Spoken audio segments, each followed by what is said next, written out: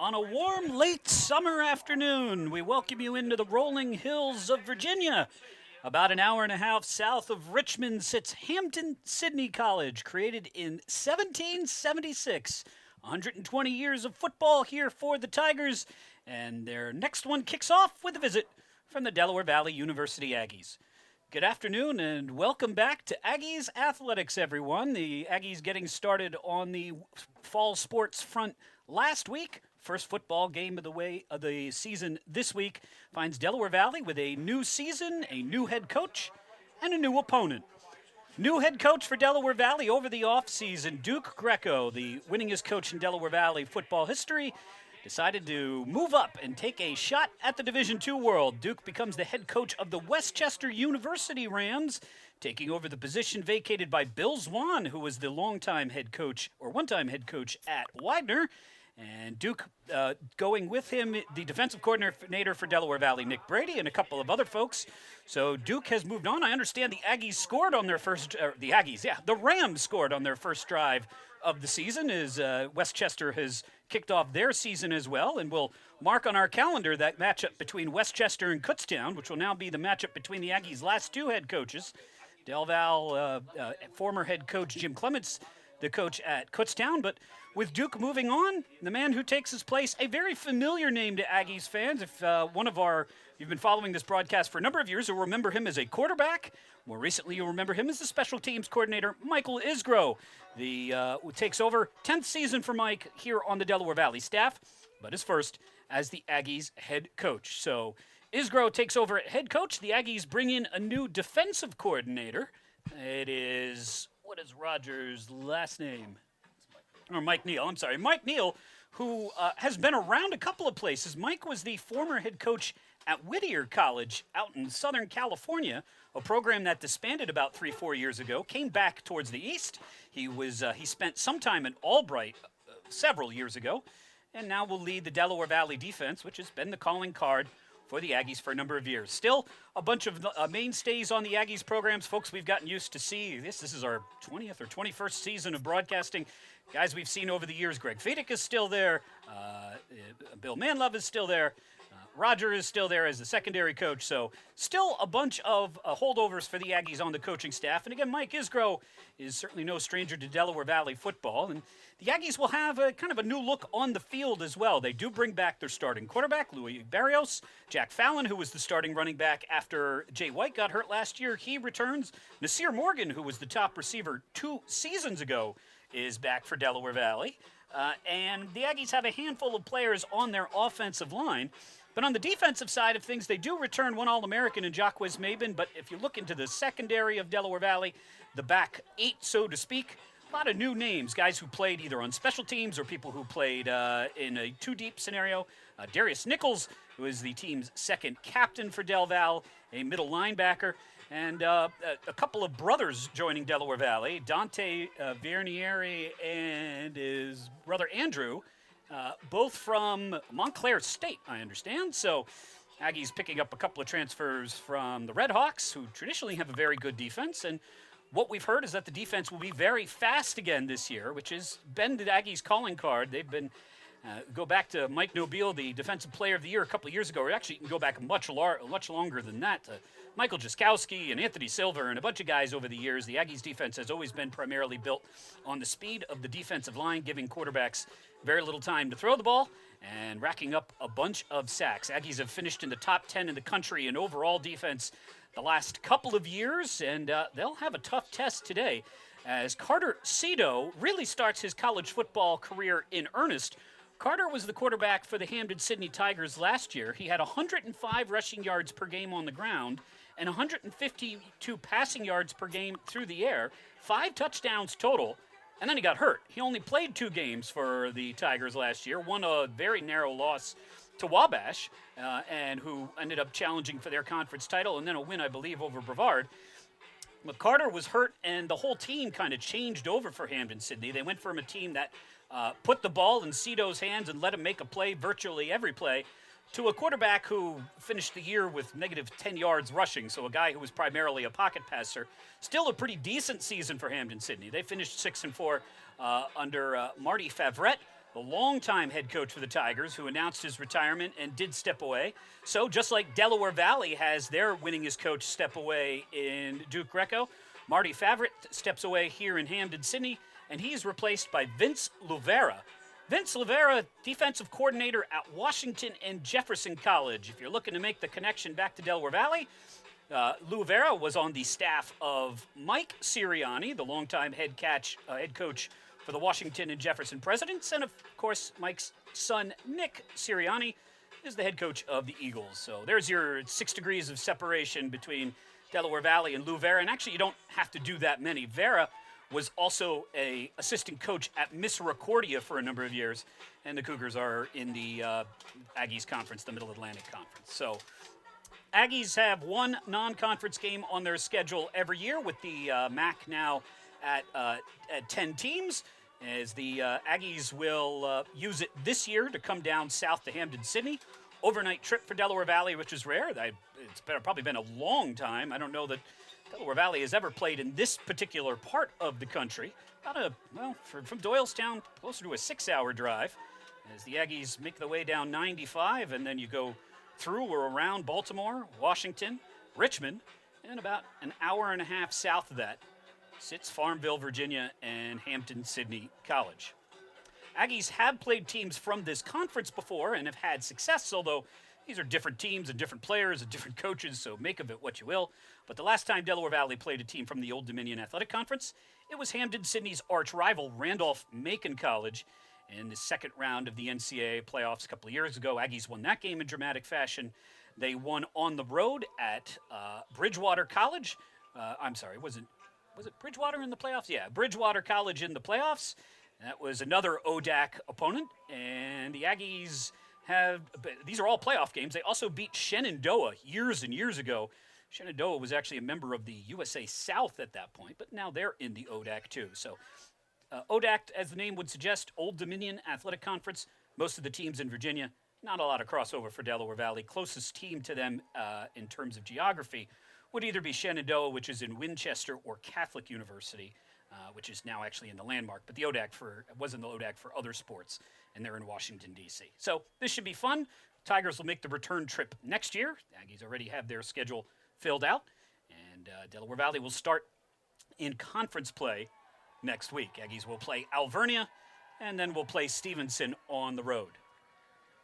Set the scene for you here. A light blue sky with some scrolling gray clouds, but pleasant weather, not terribly hot as it has been in some seasons. The Tigers are doing what they call the Tiger Walk, where they come out of the athletic center past a sterling silver tiger statue and then walk towards the field. If you're trying to get the right color palette in your mind, think Alabama. Kind of the crimson red. They have the checkered red and cream home and visiting end zones, red brick buildings, kind of in the style of what you would see in colonial Williamsburg. And again, this school founded in 1776, so it's got 120 years on Del Val, which is started in 1896. 6:50 to play. Small but spirited crowd across the way for Delaware Valley. Here in the booth with our good friend Tom Hoffman, who gets treated to these broadcasts right in his ear about once every 3 years.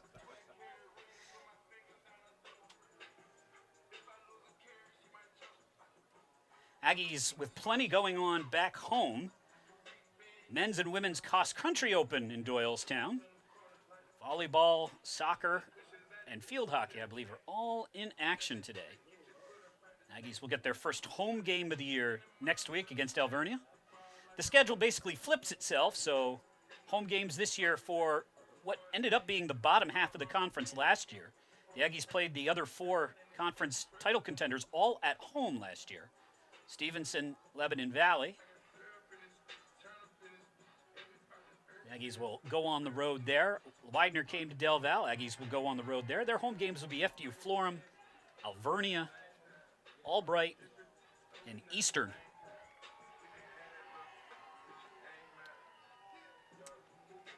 Field here on the, it's integrated into campus. Kind of similar to Delaware Valley. It's on along one of the borders of the campus. We've got the baseball field and the tennis courts. A rugby field in the distance, kind of the rolling hills here. They refer to Hampden-Sydney as on the hill. I don't think it's a terribly large hill, but yes, on the hill. Hampden-Sydney, one of the interesting facts about the school, it is one of very few men's-only colleges left in Division III. Hampden-Sydney College does not have a quote-unquote sister school. So unlike some of the schools, like Hobart has William Smith, this is just a standalone men's institution. There's one other one that I can think of, Wabash College in Indiana, was Hampden-Sydney's first game of the season last year.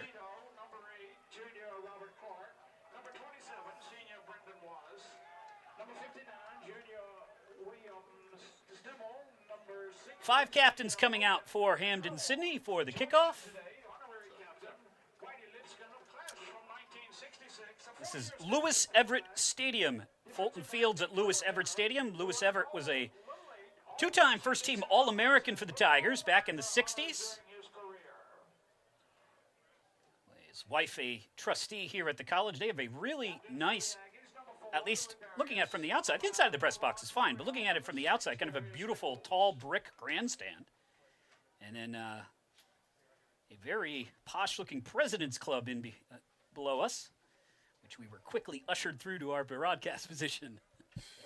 Carter Cito out there for the Tigers, along with Logan Cohn, one of Hampden-Sydney's offensive linemen. Brendan Wallace.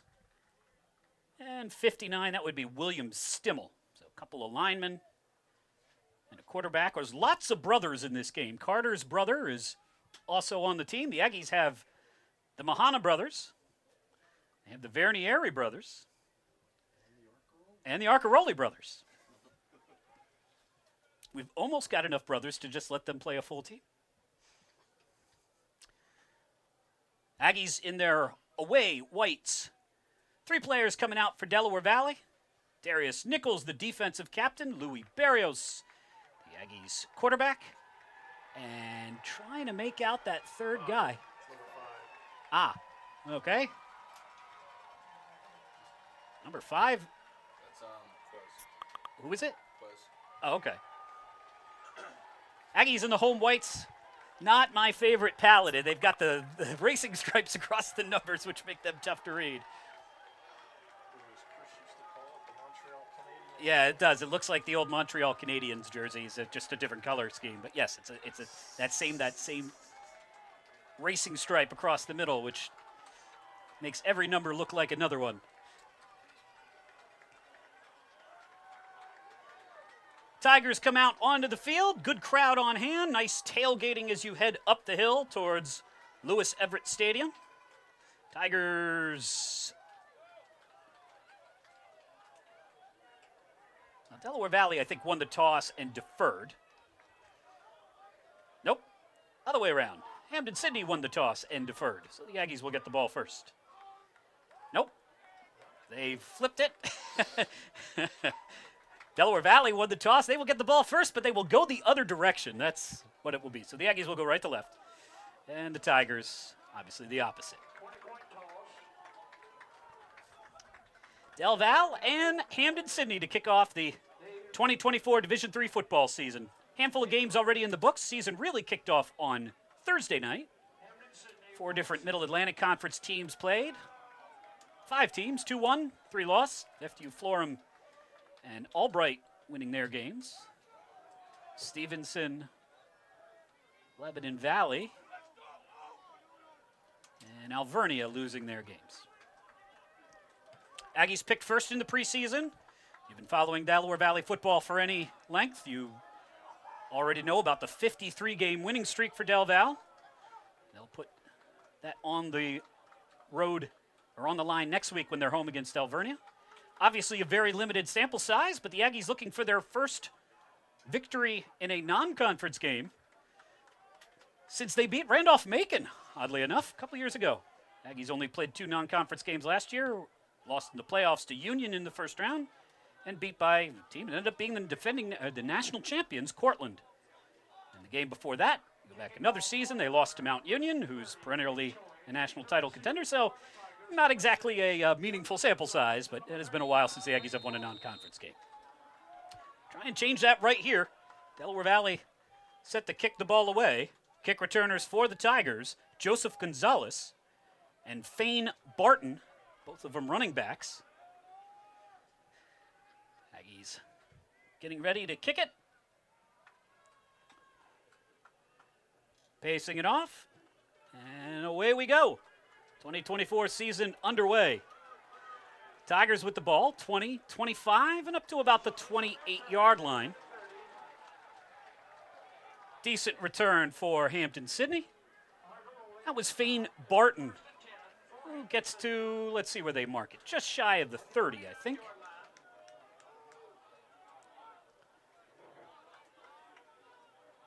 They would say the 35. Nope. Now they're going to say what it actually should be, which is the 29. First game for everyone. Starting lineup for the Tigers, Dylan Huggins, Cash Topinka, Logan Cohn, Thomas Wilson, and William Stimmel, two captains on the front five for the Tigers' experienced offensive line. And we'll get our first look at Carter Cito. Cito hands the ball off, and pickup of a couple of yards, 3 or 4 before the running back ricochets down. That is Terry Hicks. Carried the ball 14 times for 82 yards last year, about 4.5 yards. Cito, again, the electric quarterback from last year, 250 yards per game in his first 2 games, 100 on the ground, 150 through the air. And he's going to hand the ball off, and a first down for Hampden-Sydney. As the running back across the 40 to the 41, hit hard and dropped, but Hampden-Sydney with a 6-yard pickup and first down. Terry Hicks, Fane Barton, the two running backs. Now Cito will look to throw the ball. Steps up in the pocket, and he is dropped.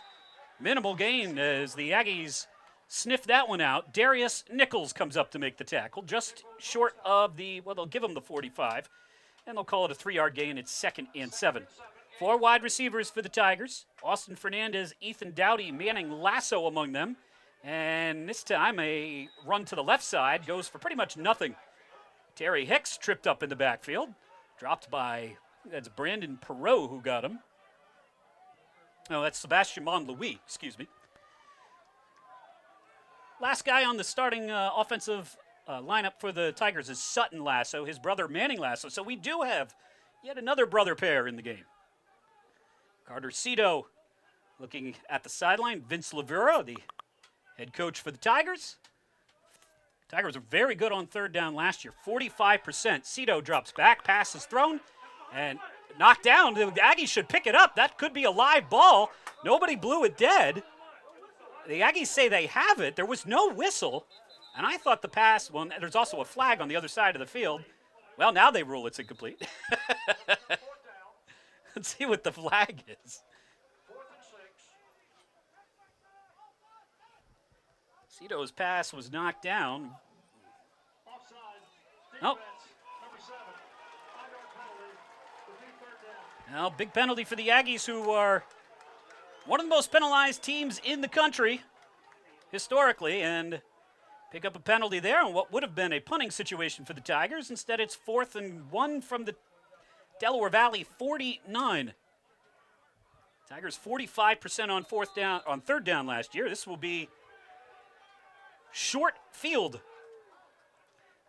Cito with 3 running backs to his right, takes a snap, runs to the right side. He's got the first down and more. 45-40, 35-32, and all the way down to the Delaware Valley 32-yard line. Big gain for Carter Cito, and the Tigers have it 1st and 10 from the Delaware Valley 32. Only needed a yard and got way more than that. Good job by the right side of the Hampden-Sydney line to seal off the Aggies and pave the way to the 32. Cito.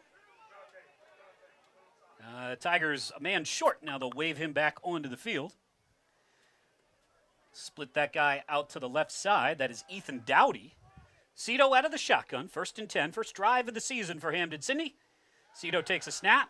Pocket starts to break down a little bit. Now Cito will roll, throw off his back foot, looking towards the end zone, and it is incomplete, but they're going to be face guarding on the Aggies.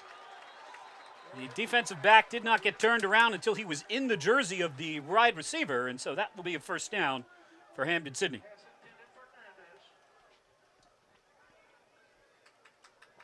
So 2 penalties for Delaware Valley on the opening drive of the game on defense, helping the Tigers down the field.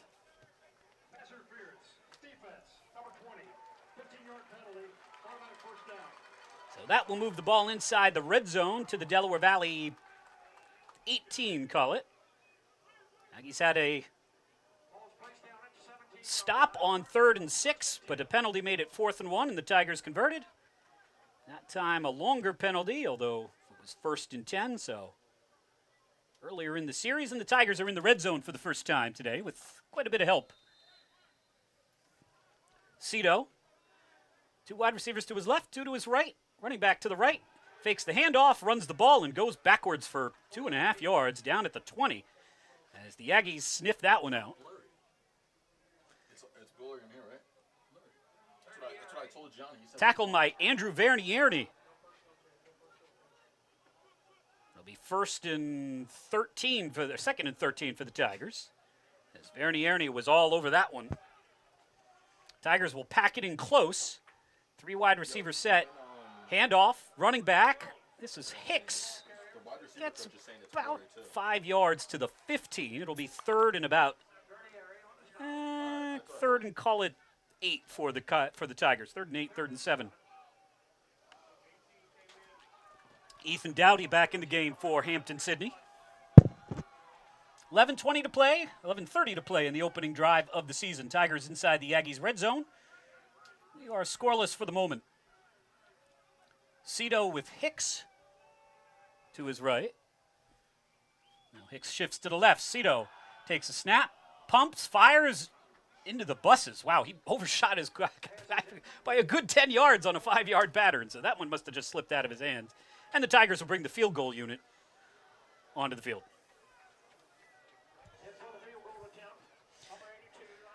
Tigers will bring Elijah Sweat out. Sweat, pretty good last year from field goals. He was 9 of 14, but he was 7 of 9 inside the 30 yards, and this one is 31, so not too much harder than that. Khalil Nash to hold, Sweat to kick. Long snapper is Jake Allen. Kick is away, it is up, and it is no good. Well, but there's a flag on the play. And we'll see what that is. It's encroachment on Del Val. So yet another penalty, and that will give the Tigers another shot.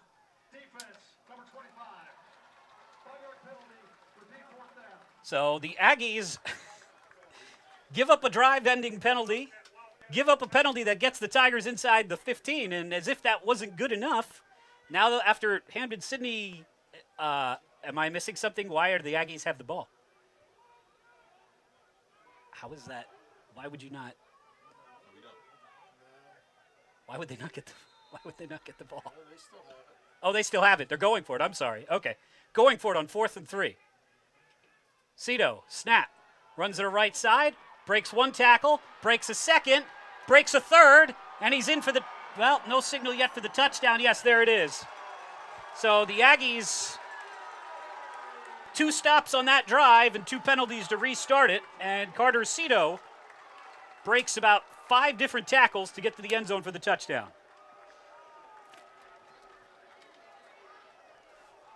Now, new season for Delaware Valley, but old problems die hard. 3 penalties in that drive. 1 after Hampden-Sydney had missed a field goal, and instead Hampden-Sydney scores. Now Sweat with an extra point. Snap is there, hold is there, kick is away, and it is good. So, with 11:02 to play in the first half, Hampden-Sydney on the board first. The Tigers 7 and the Aggies will get the ball next.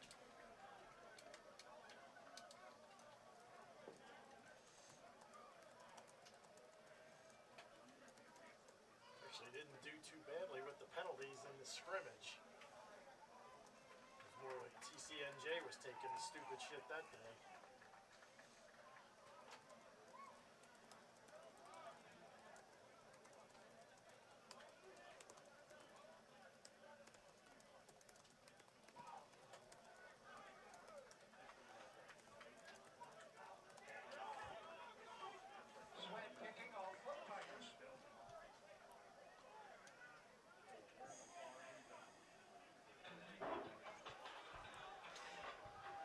So Hart, Hampden-Sydney. Defense stopped twice on that drive, but then restarted by Delaware Valley. First a 3rd and 6. The Aggies stopped, but the Aggies had an offsides. 2 of the 3 penalties in that drive were offsides. Really the one on the field goal. You're so unlikely to actually block a kick that you're almost better off. You are much more likely to go offsides than you are to actually get to the ball. You're better off just not even trying. That kick is off the hands, and that's going to go out of bounds at the half-yard line. And Delaware Valley's going to have to go 99 yards on their first play drive of the season. Well, couldn't get off to a rougher start than this. And once again, just get out of the way. The ball was headed out of bounds or out of the end zone. You are not going to return it 99 yards from your corner.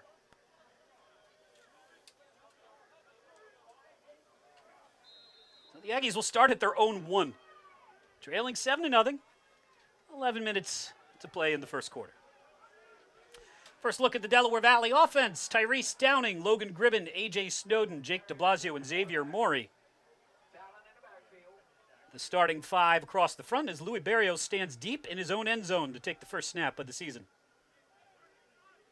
Barrios dropping back, looking, throwing. He's got a man wide open. The pass is caught. 40, 50, 40 of Hampden-Sydney, 30, 20, 10, 5, touchdown.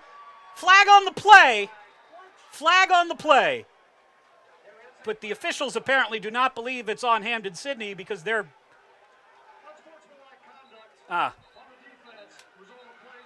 it's an unsportsmanlike conduct on the Tigers and a 99-yard touchdown pass for Louis Barrios. Welcome back, Flash. Flash Morgan gets behind the defense for a touchdown.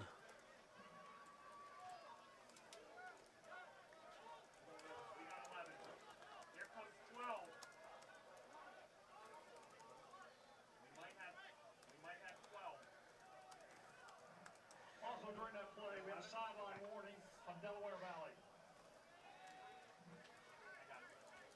Because after all, why not? Brendan Hazel with the point after. Aggies, well, they had Nick Choi listed as the kicker, and we said, I bet he doesn't, and he doesn't. You're a different kicker for Del Valle on the extra points. Snap is there, hold is there, kick is away, and it is good. Kick is good. And so Delaware Valley makes it awful hard on themselves and then makes it awful easy. A 99-yard touchdown pass from Louis Barrios IV to Flash Morgan. We're tied at 7, and off we go. Take a break. We'll be back. 10:40 to play in the first quarter.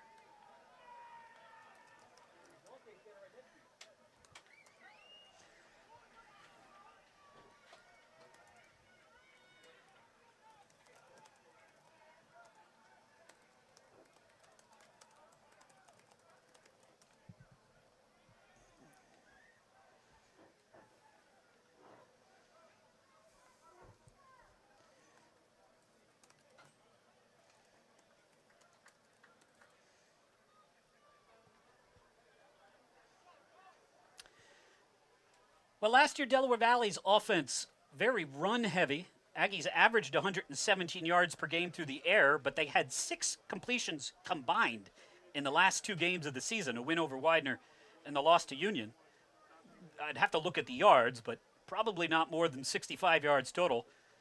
And they get that more on one pass, a 99-yard touchdown pass on the first play from scrimmage of the season for the Aggies on offense. So after the defense commits a number of mistakes, and the special teams fumbles the ball at the 1, the offense comes out and goes 99 yards in one play. Obviously, longest pass in Delaware Valley history. I know they've had a 90-yard touchdown. I don't know that they've had one that long. They had a 93-yard touchdown pass to Marshall, Don Marshall, years ago. Flash Morgan just got behind the young secondary for the Tigers. It was just a matter of whether he was going to catch it or not. There was an unsportsmanlike conduct on the Tigers on that play, which just moved the ball up to the 50, and Ended up being a chip shot out of the back of the end zone, so it'll be a touchback for the Tigers.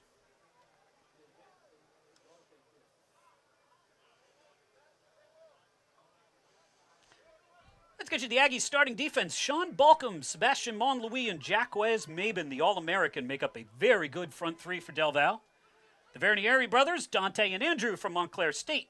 Two of the linebackers, Michael Foley and Darius Nichols, the others. Cotter Cito throws underneath. Pass is caught. Wide receiver is dropped immediately. Pick up a 4 on the play. I think that was Michael Foley who makes the tackle. Secondary for Del Val, a little younger than they'd like. Rafael Torres and Taji Hubbard at the corners. They're both good. Barry Turner, who was the nickelback last year, is the starting strong safety. Matt Studsrud, the other safety. Handoff, and whoa, he gets swarmed and grabbed and pulled back, a loss of 3. As that's one of those plays where as soon as the running back has the ball, he knows he's down. He didn't even really bother to try and run. He was like, I'm already tackled. 2nd and 7 coming up for the Tigers. 3rd and 7, excuse me. Aggies lost Micah Bootman, who was their best corner last year, to a preseason injury. And you're not going to believe this, but the Aggies go offsides. No, they call timeout. Delaware Valley. The Aggies might have been missing a guy. So, man, things have swung quickly here in the span of about 5 minutes. Tigers are scored, they were celebrating, and now the Aggies have tied it up, and the Tigers have 3rd and 7.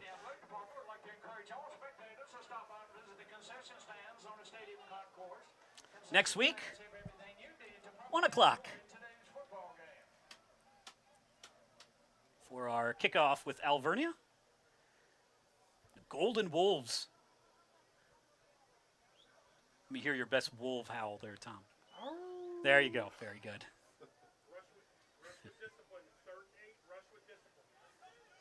We are right next to the Aggies coaching box. I don't think we'll pick them up for our mic.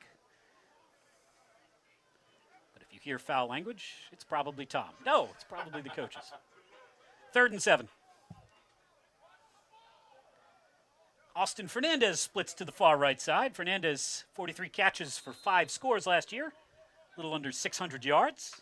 Cito takes a snap. Rolling to his left. Good protection. Looking, slinging, knocked down.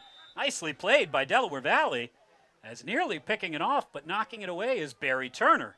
Number 25 for Del Val, and the Tigers will have a 4th and 7 for real this time. No penalties. So the punting unit comes onto the field. Tigers with Camden Richardson. Sophomore to kick it away. Delaware Valley will send back Louis Avdia.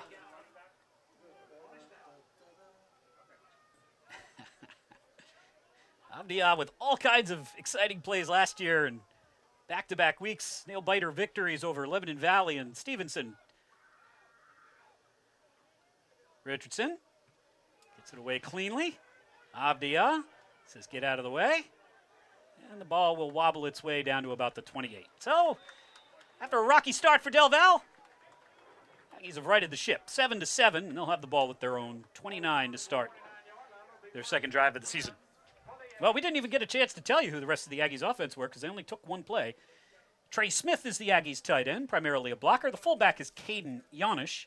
Running back Jack Fallon, 73 yards per game, 4.5 yards per carry, 11 touchdowns last year, and by the end of the year, he was pretty much touching the ball almost every play. Flash Morgan, who had the 99-yard touchdown run, one wide receiver, Avdia the other, and Alvaro Laura, who's a new name for us, is the Aggies' 3rd wide receiver. Barrios hands it off to Fallon. Fallon slams forward for a yard or two, not a whole lot. It'll be 2nd and close to 8 for Del Val.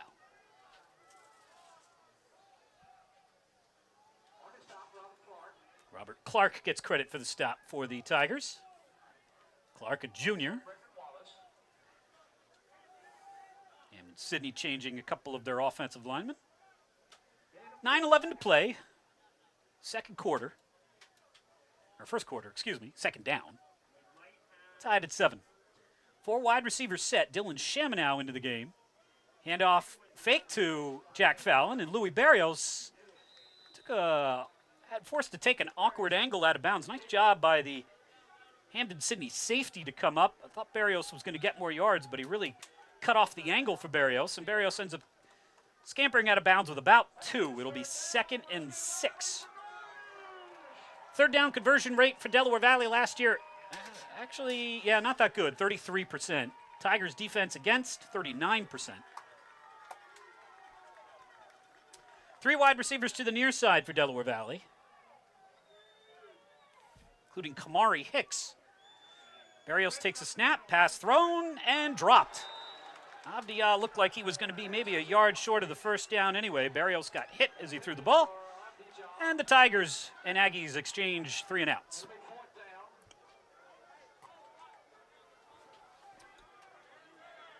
Delaware Valley's punting unit onto the field for the first time. Patrick Bilello steps on the field. Tigers, I think that's Joseph Gonzalez. No, that's not Joseph Gonzalez. Unless he's changed his number. I'll get you his name in a second. They list Gonzalez as the punt returner, but now it's Ethan Dowdy who goes back to return the kick. Okay. Aggies again missing a man. And Delaware Valley, nope, that's a delay of game on Del Val. 4th penalty of the game on Delaware Valley. Kick it away from their 28 instead.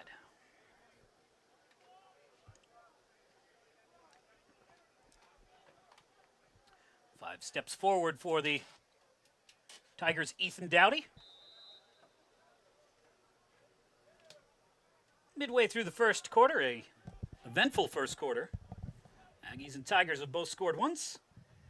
Kick from Bilello is high but short. It will take an Aggies bounce from the 45 to the 40 and roll down to about the 32. So it ends up being a pretty good kick. Net of is at 41 yards for the Aggies, and the Tigers will take over at their own 31.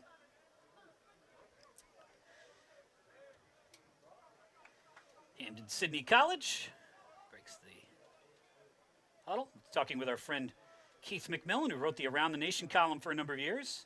Keith was a defensive back at Randolph-Macon, Hampden-Sydney's arch rival. We said, give us your best Hampden-Sydney stories. He had a pretty good one. We'll tell you that in a second. I promise it's not mean. 1st and 10. Cito hands the ball off. This is Dowdy. Dowdy with a good block. 40, 35. This one's coming back. It's not going to matter. Dowdy can keep running, but there's a holding penalty on the play. Which is a shame because Dowdy had a huge gain and he did not need the help. But Sutton Lasso lived up to his last name, tied up one of the Aggies' defensive ends and pushes this one all the way back. Holding, offense, number 9. 10-yard penalty from the spot of the foul. And the spot of the foul was 4 or 5 yards down the field, so it would be like 1st and 16. But there's the first big mistake of the game for the Tigers. So Hampden-Sydney and Randolph-Macon play a rivalry game that's simply called The Game. And in the 100th meeting between the two teams, 1994, Hampden-Sydney won the game. 14,000 fans on hand. They ripped down the goalposts, and they carried it and threw it in a lake. There's a lake. It's on campus. I can't see it. So that is a long carry of goalposts. Cito hands the ball off, and Hicks wishes he didn't, as he spins down for a loss of 2.5. So 1st and 15 becomes 2nd and 17. Yellow Jackets and Tigers on kind of opposite ends of Richmond. Randolph-Macon, Ashland, a suburb of Richmond. Farmville or Hampden-Sydney, about an hour and 10 minutes away, south of the city. Cito takes a snap. Pass is thrown, incomplete, and over the head of his intended receiver. Cito, fans wanted a penalty, but I'm not sure that was actually catchable for Manning Lasso. It looked like it was about 5 yards over his head. 2nd and 17 becomes 3rd and 17. Aggies on defense last year, 3rd down percentage, pretty good, very good, 27%. And the Aggies only gave up 200 yards per game last year. Lasso to the right side, 3 wide receivers to the far side. Cito with Terry Hicks, who's gotten all the carries, to his right. Out of the shotgun. Hand off to Hicks. Hicks forward for a couple, and the Tigers will just play it conservatively and punt it away. Hicks slammed down at the 31. Rafael Torres makes the stop for Del Val. It's a pickup of 6, but they needed 17. That's a 4th and long coming up. 6:56 to play. Tigers scored a bunch last year, again with a very different offense, 33 points per game. In the offense-heavy ODAC, a lot of teams put up a lot of points in that conference. Randolph-Macon won the conference. Washington and Lee, another good team in that conference.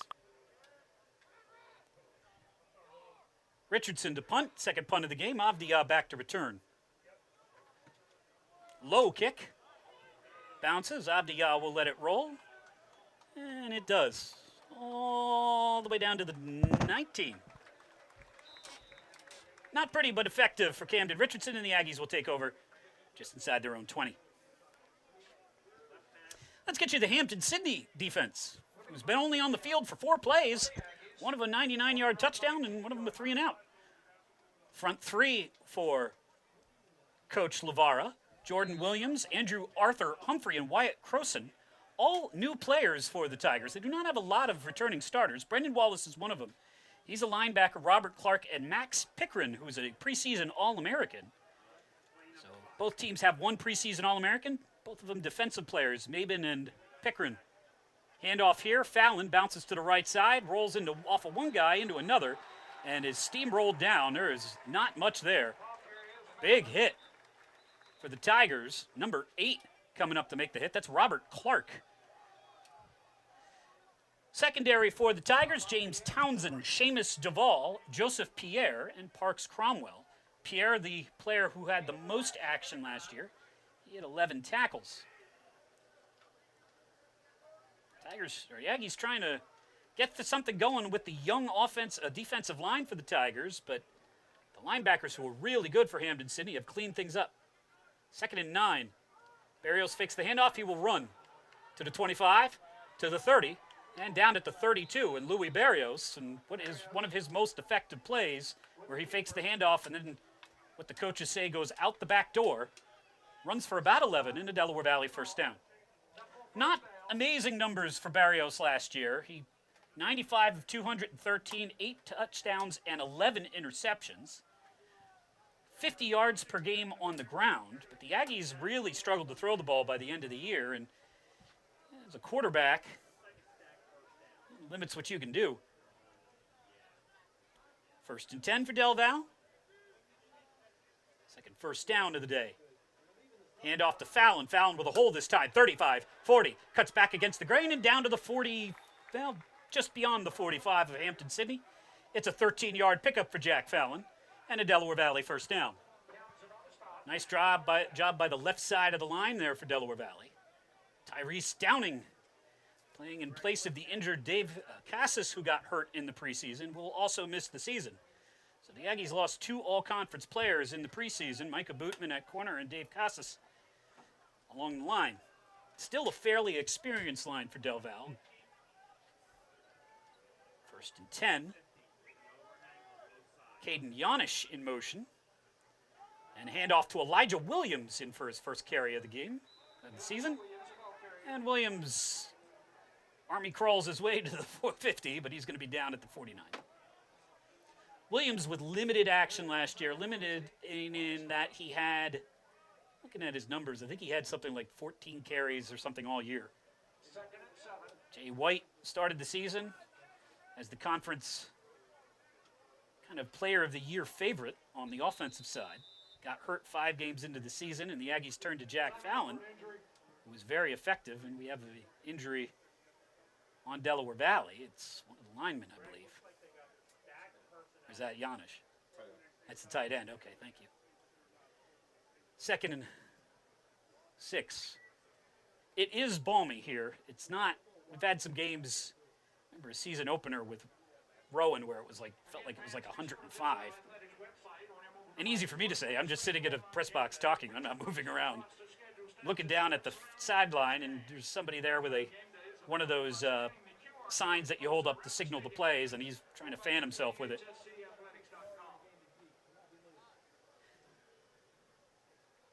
Tremere Smith, or Trey Smith, I think. Yeah, Trey Smith comes to the sideline. Yep. 2nd and 6.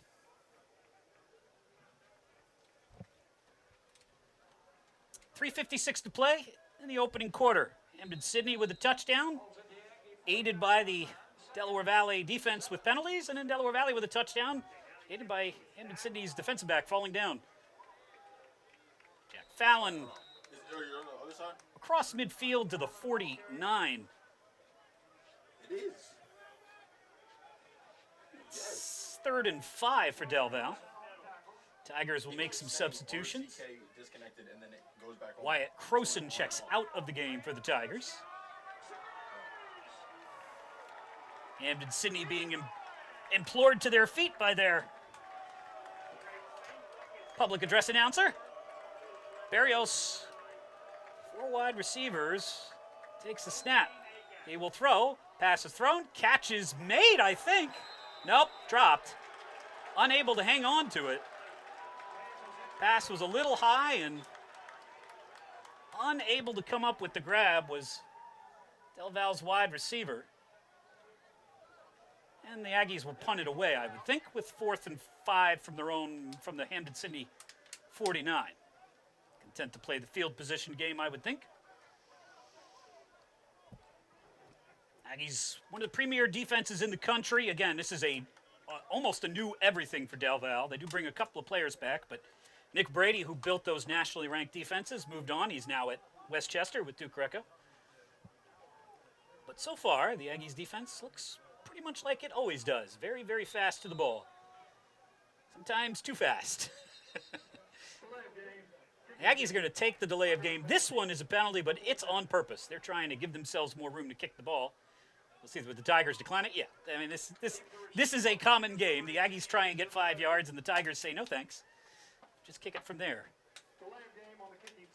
Little do they know that our punter's not going to kick it that far anyway. Just kidding. Well, now they decided to take the 5 yards after all.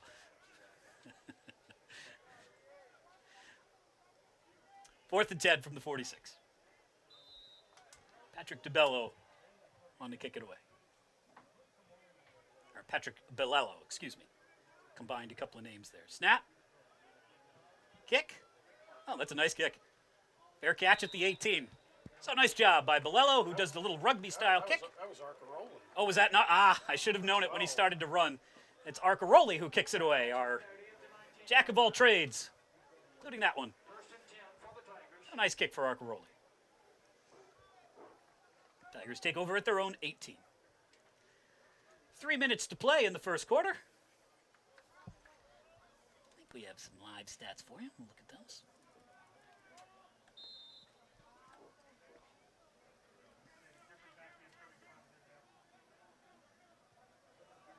Yeah. 1st and 10 for Hampden-Sydney. 3 wide receivers split really far to the near side. Cito fakes the handoff, throws across the middle, knocked away. Nicely done. Good defense there. Quick hands. Tavares who swatted it away. 2nd and 10 coming in up for the Tigers.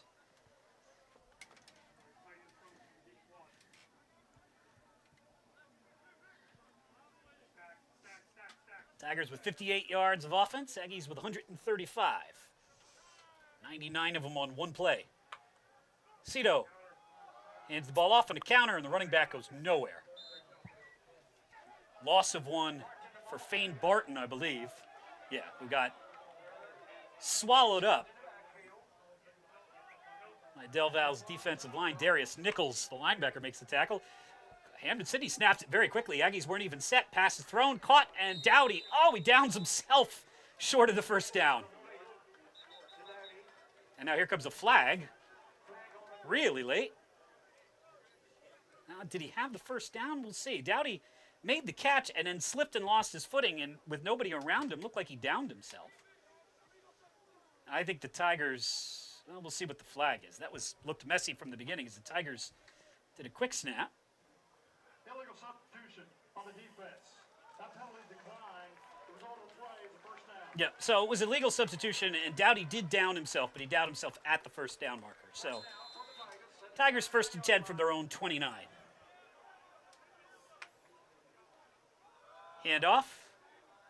Not much there. Maybe a yard for Fane Barton, where he's tackled. Sebastian Monlouis makes the hit. Tigers going to go no huddle and go quickly now. Cito's pass thrown. And Dowdy with the catch. Scampers out of bounds for a pickup of 4, call it? Maybe 5. It'll be 3rd and about 4 for the Tigers. So the Tigers trying to accelerate the pace on the Aggies. Cito hands the ball off. Right up the middle. Big first down. As it worked. The Aggies unable to get a man out there on the for Fane Barton, and Barton rumbles for about 13 yards. Tigers pushing the pace again. Cito, even the chain guys can't get set. Cito runs, dives, and a flag on the play as the Aggies, I think, are they going to rule that it'll a late hit?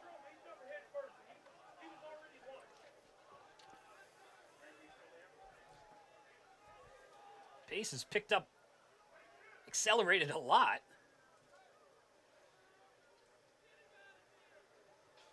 The fans want the player for Del Valle thrown out.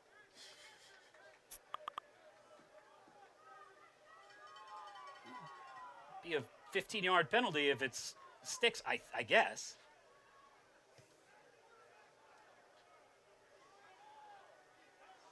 Long conversation.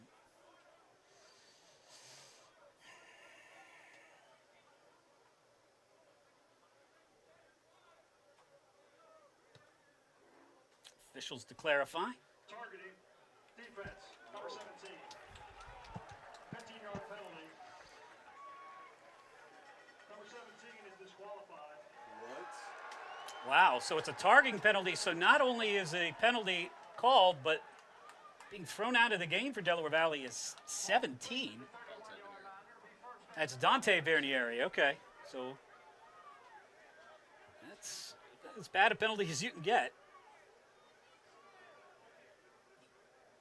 1st and 10 for the Tigers from the Aggies 32. 1:32 to play.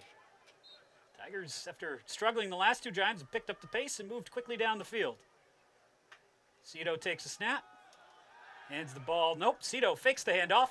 Scampers by a couple of guys. Breaks a tackle. Still on his feet. 25 to the 22. It's about an 8-yard pickup as the Aggies thought they were going to have Cito trapped.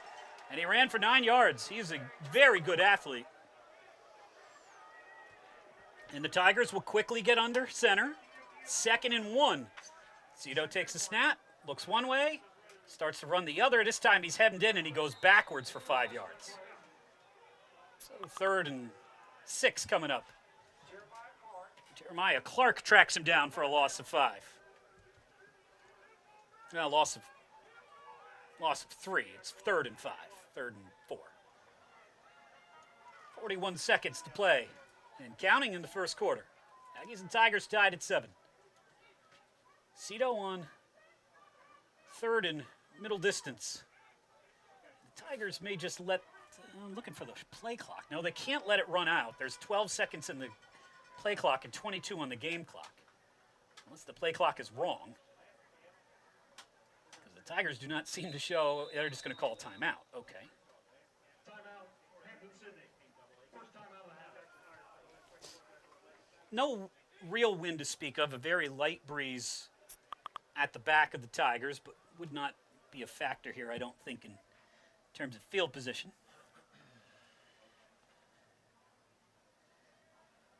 Again, fans, you're encouraged to stop by and visit the concession stands on the stadium concourse. Concession stands have everything you need to properly enjoy today's game.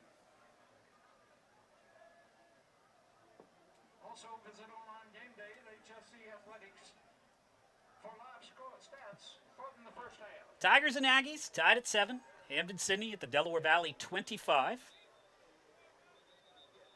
Hampden-Sydney After struggling the last couple of drives, going 3 and out, picking up the pace and making their way down the field. Got to the Aggies 21, was 2nd and 1, and then they went backwards 3 yards. So now it's 3rd and 4. Have to get to the Aggies, well, just beyond the 21 for the first down. Cito with a man in motion. Takes the snap, hands it off. Running back running to the right side, flag on the play. This is holding, and the running back gets clobbered for a loss of 1 anyway. Let's see what the Aggies want to do. I believe this will be a holding penalty on, yeah. Referee asks Mike Isgro what he wants to do. 3rd and 5 becomes 4th and 6. Offense, number 54, 10-yard penalty, repeat 3rd down. And the Aggies will take the yards and not put it on the right leg of Elijah Sweat and see if he can hit a field goal. So ball moves back to the 35 for Hampden-Sydney. 3rd and close to 14. Final play of the first quarter, we think. 4 seconds. In fact, that was the final play of the first quarter. That's the end of the first quarter. Tigers will have it 3rd and 14 from their Aggies 35 when we resume.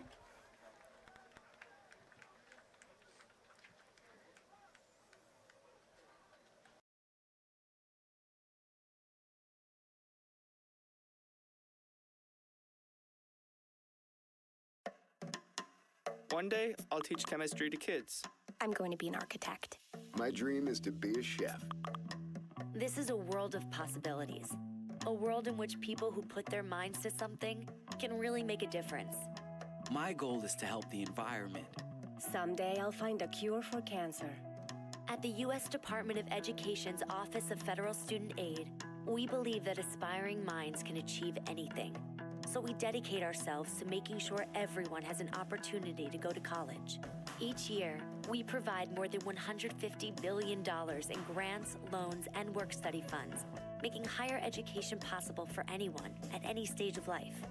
I can go back to college. I can change careers. I can make a difference. Federal Student Aid, proud sponsor of the American Mind. Learn more about money for college at studentaid.gov.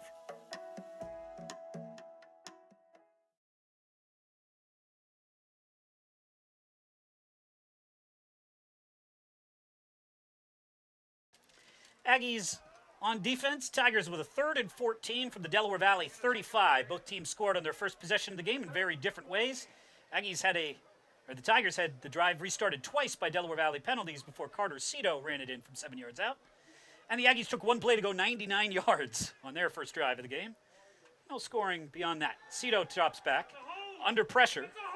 And this one is also going to be a holding penalty. Carter Cito's running, and he can run as long as he wants. It's not going to count. It's going to be marked back. It's going to be 4th and 24 from the 40-something of Hampden-Sydney. Offensive line, the young offensive line. Actually, not that young. Defensive line is young. They've got a 5th-year player at left tackle. A senior, it's an odd mix. So they've got a 5th-year senior. They got Logan Cohen and Stimmel, who are captains. But then they also have 2 freshmen, Thomas Wilson and Cash Topinka. And the Tigers, 2 plays, 20 yards the wrong direction. It's now 3rd and 24 from their own, from the Delaware Valley 45.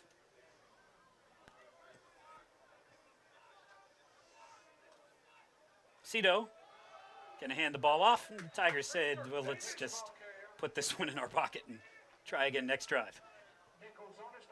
Nichols moves up. Hicks takes a token 1-yard gain. And it's 4th. Now, Cito will stay on the field, but Cito is also a punter. Last year, he kicked the ball a couple of times, pretty effectively. And I would suspect we're getting the old Randall Cunningham play here. Yep. Boots it towards the end zone, takes a bounce, and rolls it.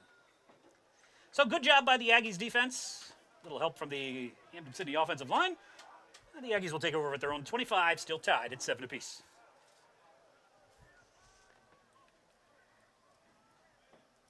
First quarter statistics. Aggies 10 plays, 135 yards. Tigers 25 plays, 99 yards. 79 on the ground, 19 79 on the ground, 21 through the air. Aggies pretty much flip it, 99 through the air, 36 on the ground. Hampden-Sydney 3 of 8 on third down. Aggies 0 for 2.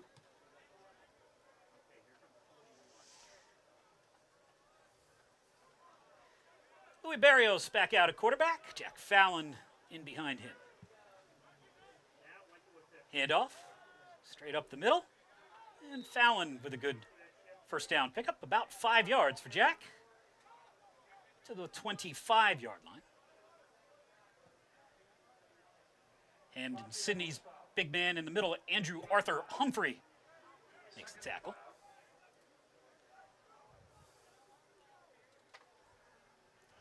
Time of possession very heavily in favor of the Tigers. 11 minutes to 5. Barrios hands off. Fallon running to the right side. Nothing. He's going to go backwards 2 yards. Big tackle there. Hampden-Sydney's Robert Clark all over that one. Fallon loses 2 yards, and it'll be 3rd and 7.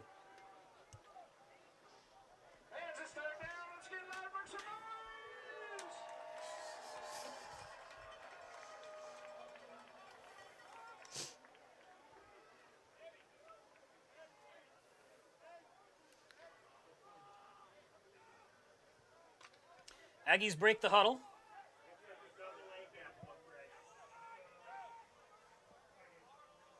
Flash Morgan to the near side.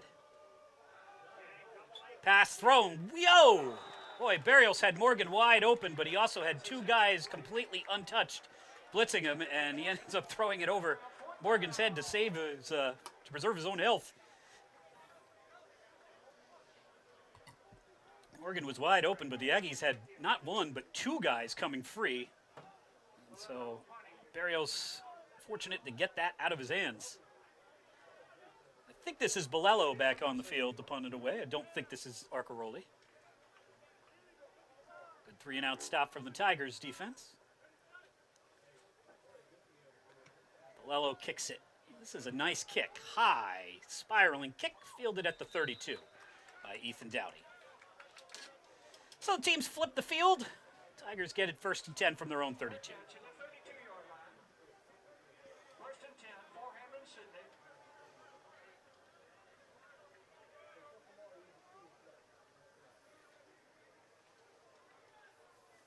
Tigers play selection in the first quarter.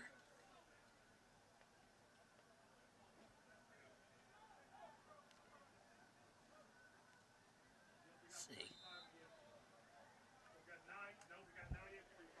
Mostly runs, 3 passes, everything else on the ground. 7 passes, excuse me, okay. 7 passes and 26 attempts, 26 plays. 1st and 10, Cito fakes. This will be another one. Pass thrown, and that should be, oh, they're gonna, he landed out of bounds. Well, no way to review that, but it looked like he was out of bounds when he landed. Pickup of 18 yards for the Tigers. No replay in Division III football. Not until you get to the title game, at least. Cito drops back under pressure. He's got all kinds of room to run, and he will for about 6 yards. And he ducks down at the 46 of Del Val. It's a pickup of 4.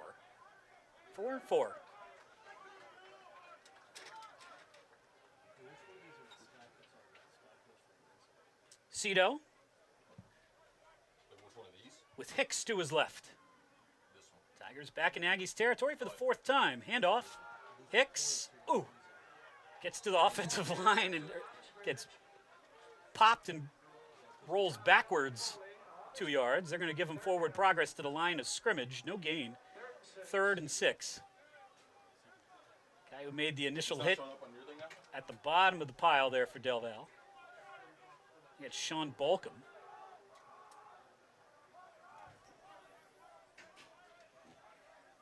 That's Darius Nichols, excuse me. 3rd and 5, Aggies go, Tigers go, everybody goes. We'll see what they call.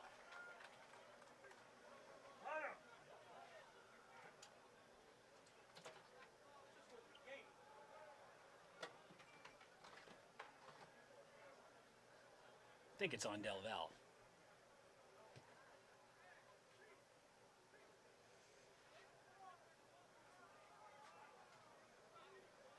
Yeah, it's encroachment.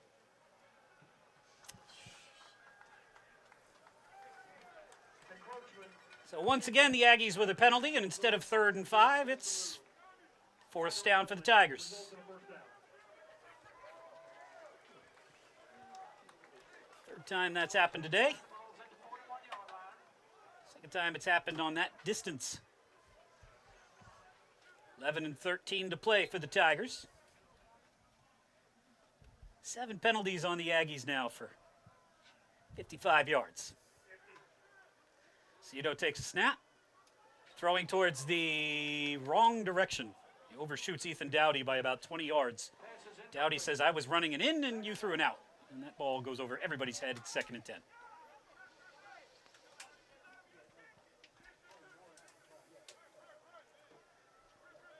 Tigers, after working very quickly on the last drive, have now settled back into a more traditional pace. They don't huddle, but that doesn't mean they're rushing.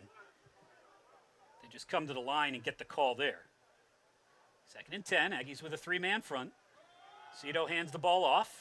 Hicks for a couple. He hits the turf at the Delaware Valley 37, so it's a 4-yard pickup. And for what seems like the 100th time today, it's 3rd and 6. Now the Tigers will accelerate the pace. Probably 2 downs to get 6 yards here. 10:36 to play. Cito takes a snap. All kinds of room. Pass is intercepted. Intercepted by Del Val. Cito had the ball deflected and into the hands of Delaware Valley's 21. That's Rafael Torres who gets the pick. Cito just did not see the Aggie defender and threw it almost right at him. It was deflected and then deflected into the hands. Tarmas Arcaroli got his hand on it, and then Torres makes the interception. So first turnover of the day for either team goes Delaware Valley's way, and the Aggies take over at their own 32.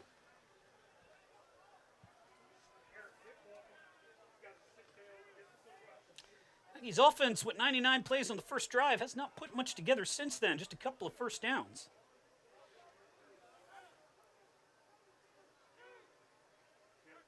Barrios fakes the handoff, throws in the direction of Morgan, and Morgan with a catch and about a 14-yard gain.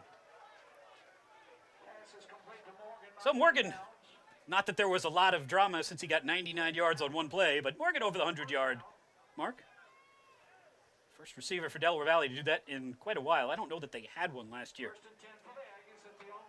He might be the last wide receiver to do that 2 seasons ago. Transferred to Division I Norfolk State last year and then came back home to play this season. 1st and 10, Janish in motion. Barrios fakes the handoff, rolling, looking, going to get away from the defender, 45, 50, and good legs there from Louis Barrios. Turns what looked like it was going to be a dead play into a 4-yard gain. Chased out of bounds by Jordan Williams of the Tigers. Close to the midfield, not the first down, but close to midfield. If nothing else, this will give the Aggies defense, who's been on the field for what seems like the entire first half, a break. Barrios with Fallon to his left. Fallon's been held in check. Avdia in motion. Handoff, Fallon, cross midfield, and he looks like he has the first down. It could be 3rd and very short or first down. The near side official seems to indicate he's got it, and he does. First down for the Aggies at the Hampden-Sydney 45.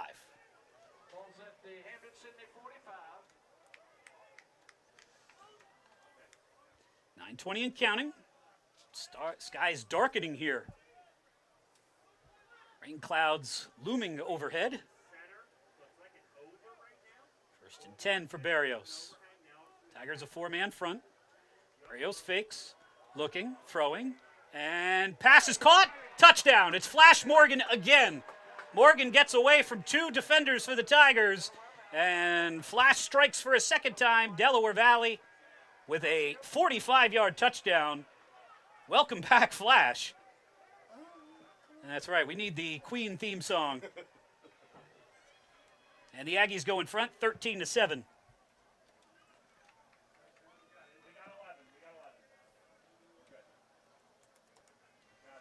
Extra point coming.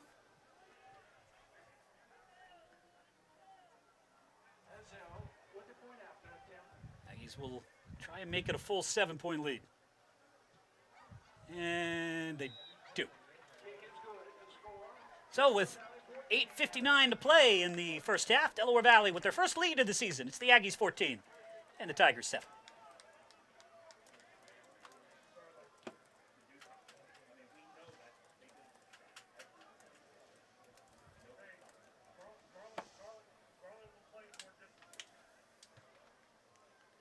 Morgan now 3 catches for 157 yards and 2 scores.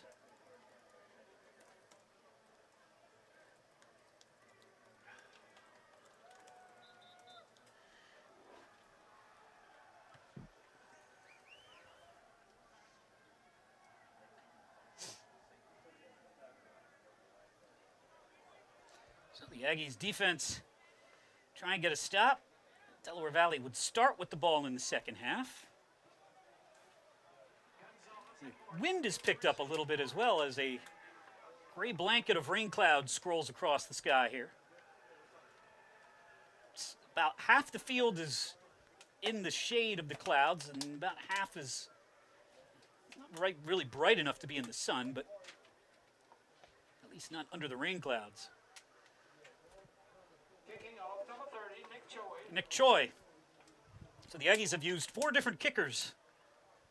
2 punters, 2 place kickers already.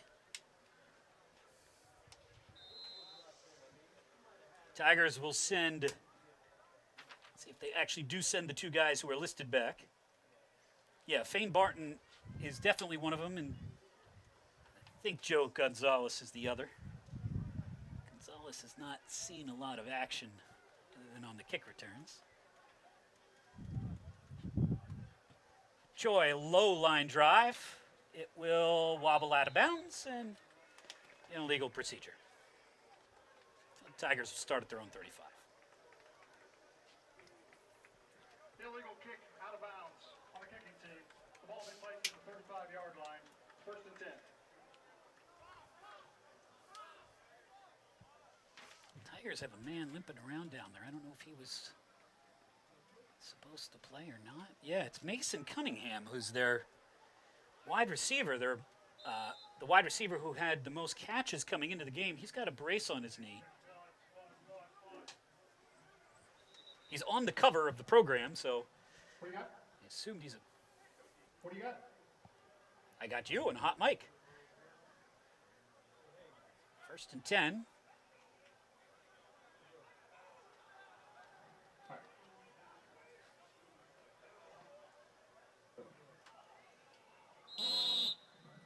Oh, that's the official who needs to turn his microphone off. There we go.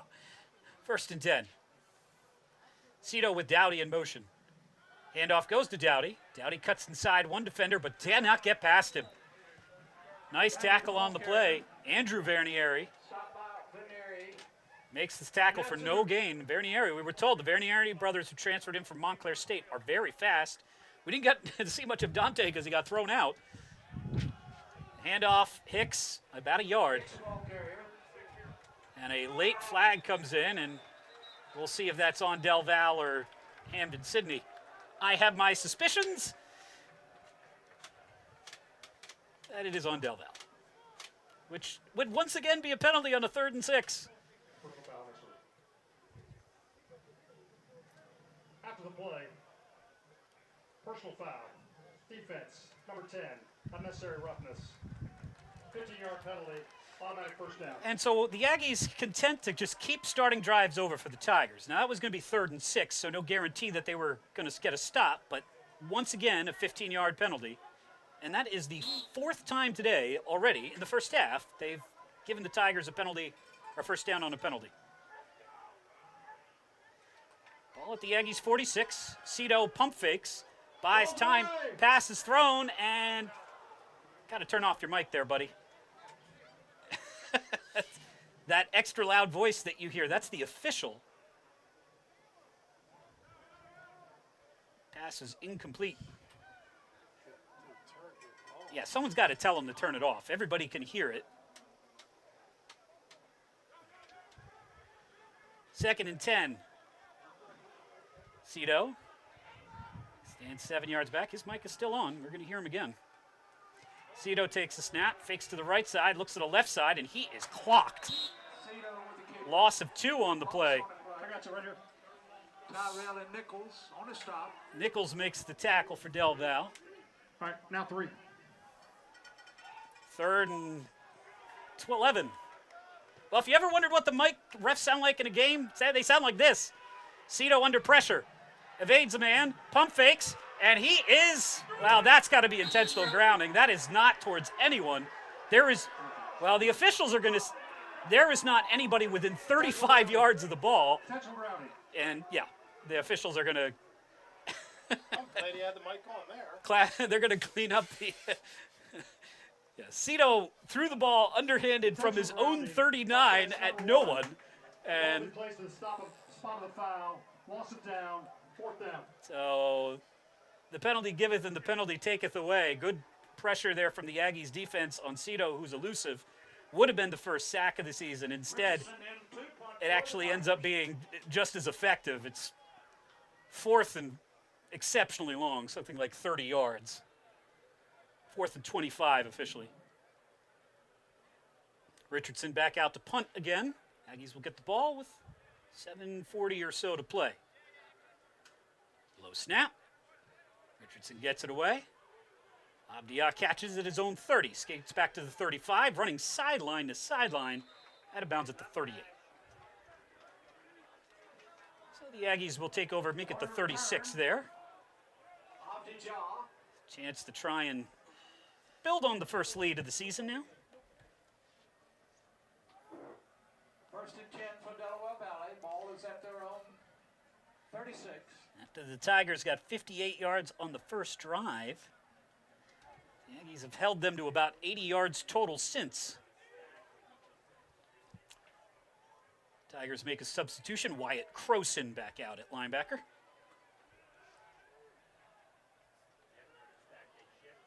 Make that defensive end for Croson. Barrios hands it off. Fallon bounces one way, goes the other, and pounds his way forward for about 4 yards. Once again, keep the Aggies defense off the field. Time of possession starting to even out a little bit. 14 minutes to 8 now. It was nearly an 11-minute advantage at one point. Croson on the stop. Croson rewarded for being put back out on the field. He makes the tackle. 7:10 to play in the second quarter. Delaware Valley on top, 14-7. Man in motion is Abdia. Barrios rolls to the right. Looking, and he'll just dump it out of bounds. Good pressure from Robert Clark, who's played really well for the Tigers. 3rd and 6. Fans, let's get loud, make some noise, keep it going!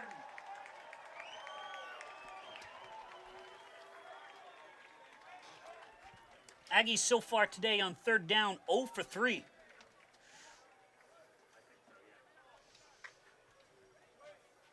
Last year, Del Val, 33%.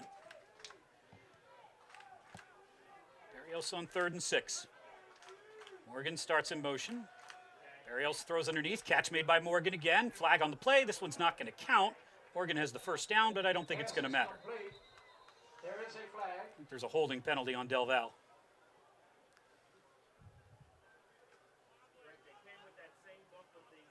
Yeah.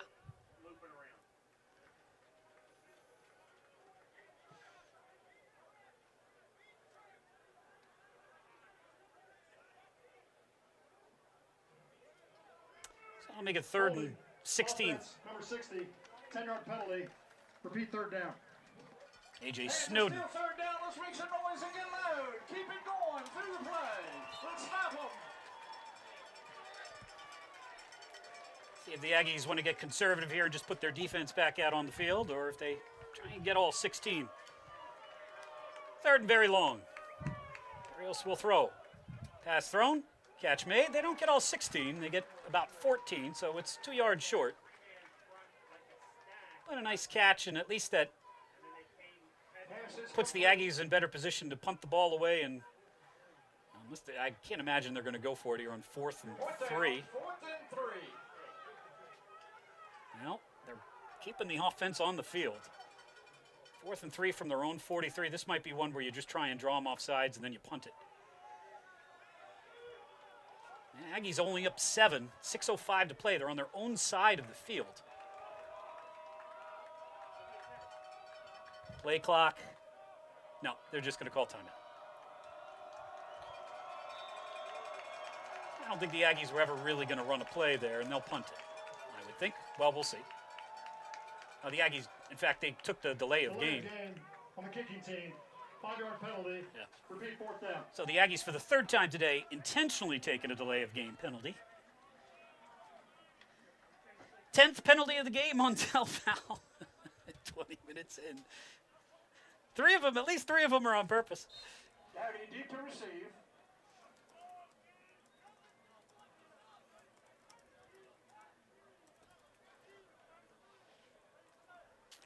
Snap. Punter kicks it away. DeBello's kick as the raindrops now start to fall. Rolls towards Dowdy, who, if he touched it, the Aggies can pick it up, and they don't manage to get it. Dowdy missed it, and the Aggies could have scooped it up and either had it 1st and 10 at the 5 or scored, and two guys whiffed on the ball. And the ball is all the way out of bounds at the 5, but that should have been a fumble recovery for Del Val. Timeout for an injury. Dowdy slipped and lost his footing. The ball hit off his hand, and the Aggies, 2 guys could have picked it up inside the 10, and they both missed. So it'll be Tigers' ball at their own 6. Dowdy is still down, I think.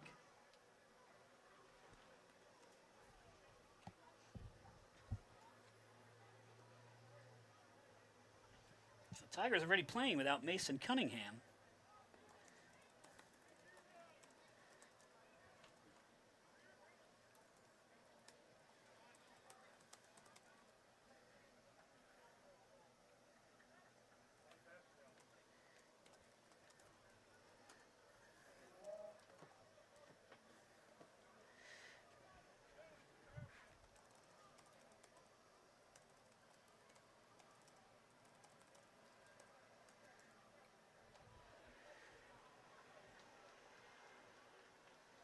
Dowdy comes off the field on his own power. So I guess, in a sense, both teams dodge a bullet there. Tigers could have watched that turn into 7 points. And the Aggies, if Dowdy catches it, it's not 1st and 10 for Hampden-Sydney at their own 6. 5:29 to play. Hampden-Sydney just a few steps ahead of where Del Val was when they hit their 99-yard touchdown pass. Zito claps his hands. Not going to throw it to start. Hand off to Hicks. Has a nice run for about 5 yards. Gets to the 13. It'll be 2nd and about 3.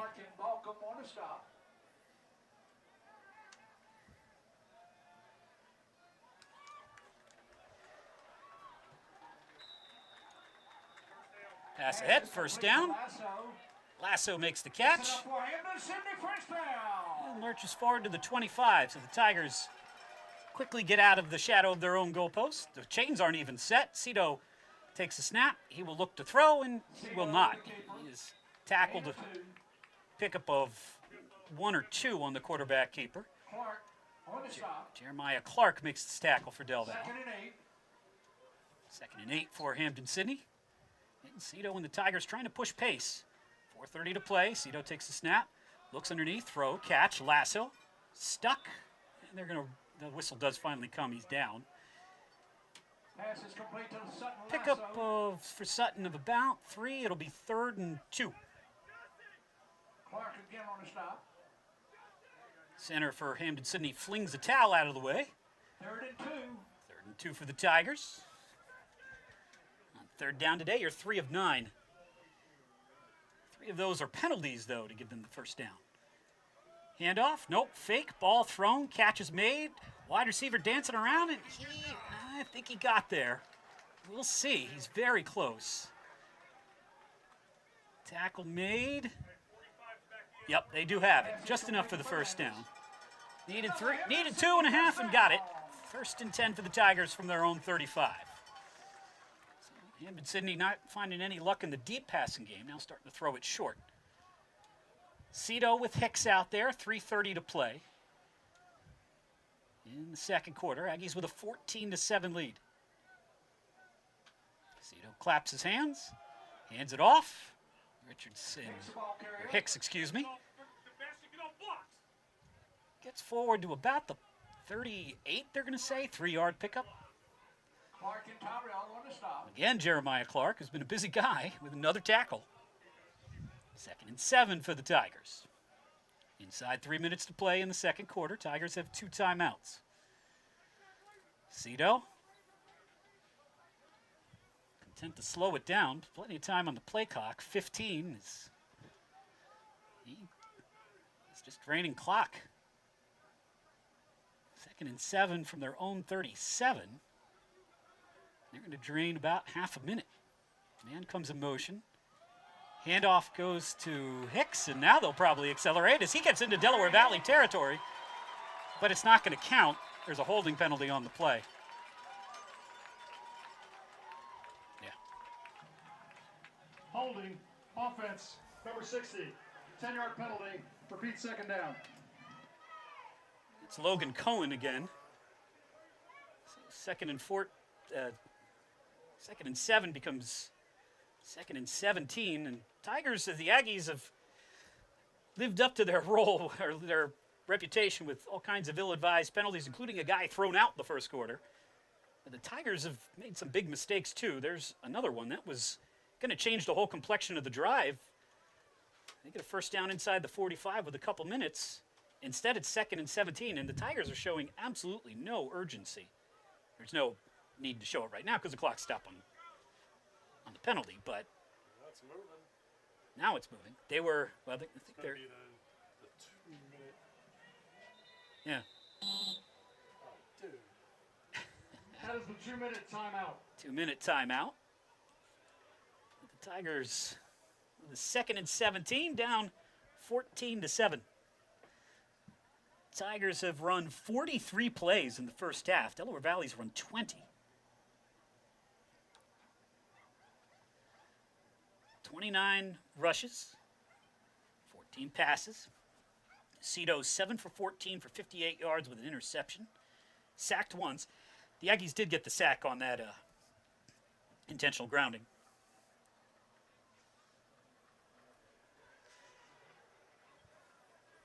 Coming up at the half, dead silence for about 10 minutes. While I quiz Tom Hoffman on how far he thinks his Philadelphia Phillies will get this year.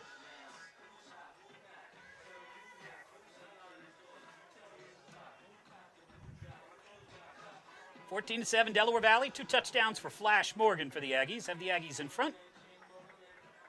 Aggies defense has played, when they have not committed penalties, has played very well. Cito with, that's Fane Barton to his right. 4 wide receiver set.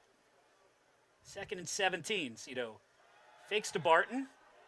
Under pressure, throwing down the field. He's got a man, but he's way out of bounds. Cito's had trouble throwing it down the sideline and keeping it on the field. 3rd and 17 for the Tigers, who 1:53 to play here. I don't know. They might just run the clock, just put it on the ground and run some time off the clock. Not like the Aggies have been an offensive juggernaut, though. 1:53 to play in the first half. 3rd and very long for the Tigers. Have to get to their own 45. The snap will come from their 28. Lasso comes in motion. Cito hands the ball off. And pickup of about 4 on the play before Barton is tripped up. And it'll be 4th and 14, and the Aggies will take their second timeout. So the Aggies with 1 remaining. Tigers bring the punting unit onto the field.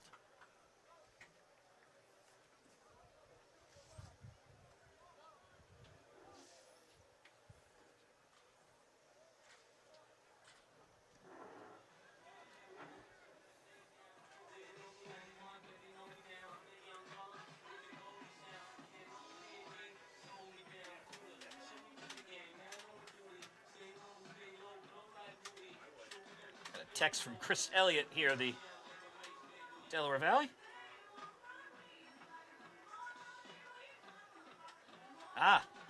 We learned from Matt Levy that is the longest play in Delaware Valley history.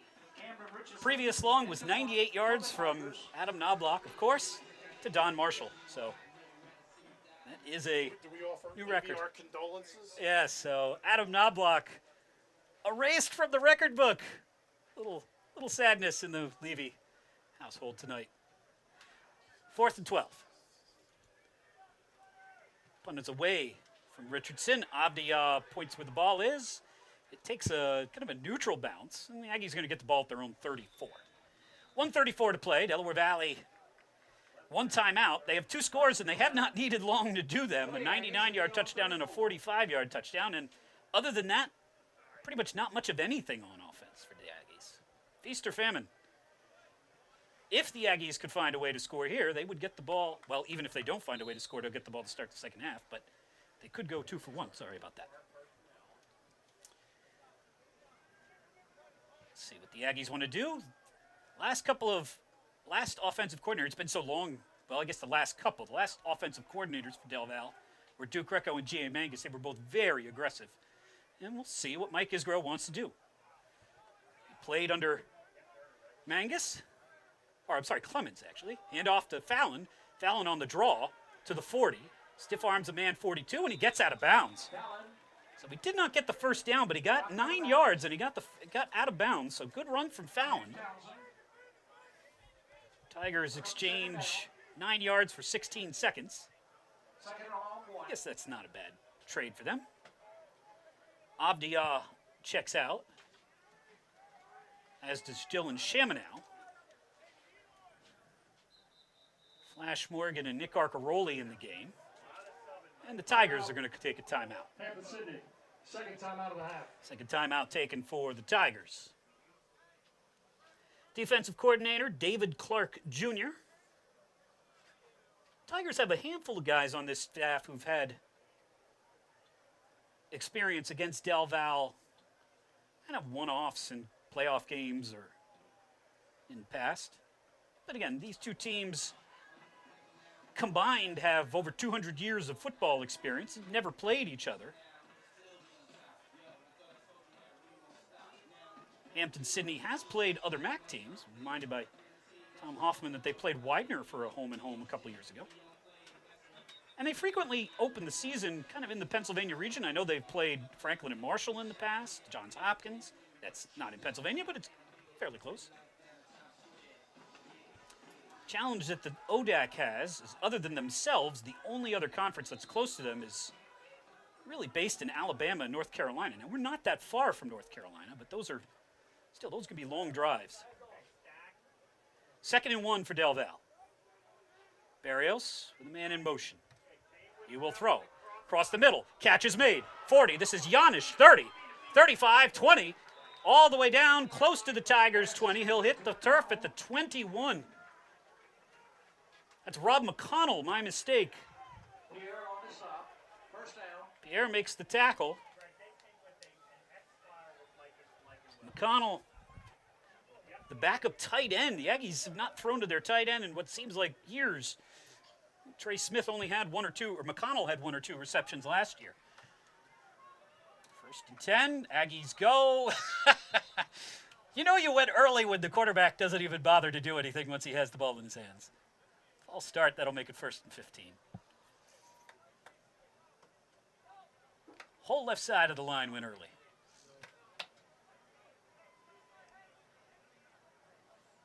.58 seconds to play. Aggies with a chance to go 2 for 1.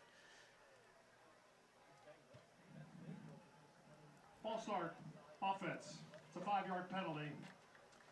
Delaware Valley They won't even bother to tell you which one because there was third and last timeout.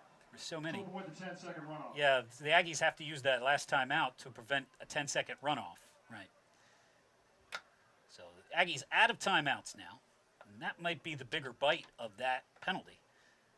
Because now that means they have to either get to the sidelines or they could run maybe 2 plays if they want to try a field goal. And of course, Delaware Valley's kicking game has not been terribly reliable than last year, so maybe that's not even a consideration.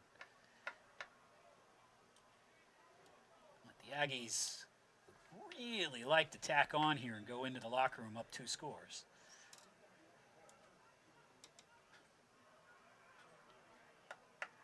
Delaware Valley's done a very good job through the first half on Carter Cito.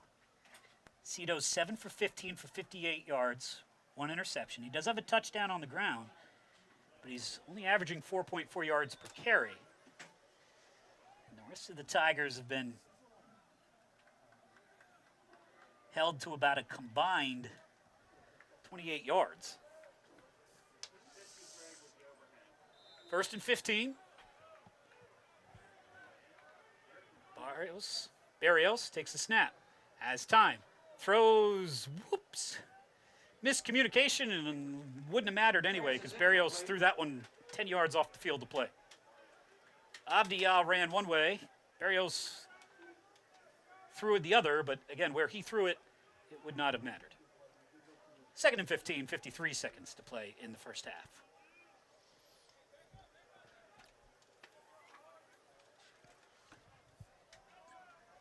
Carmi Hicks to the far side.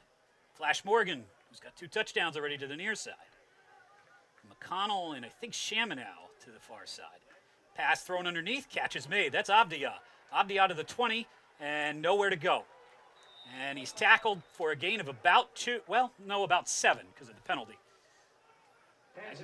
Aggies don't have a timeout. 3rd and 15 becomes 2nd and 15 becomes 3rd and 9.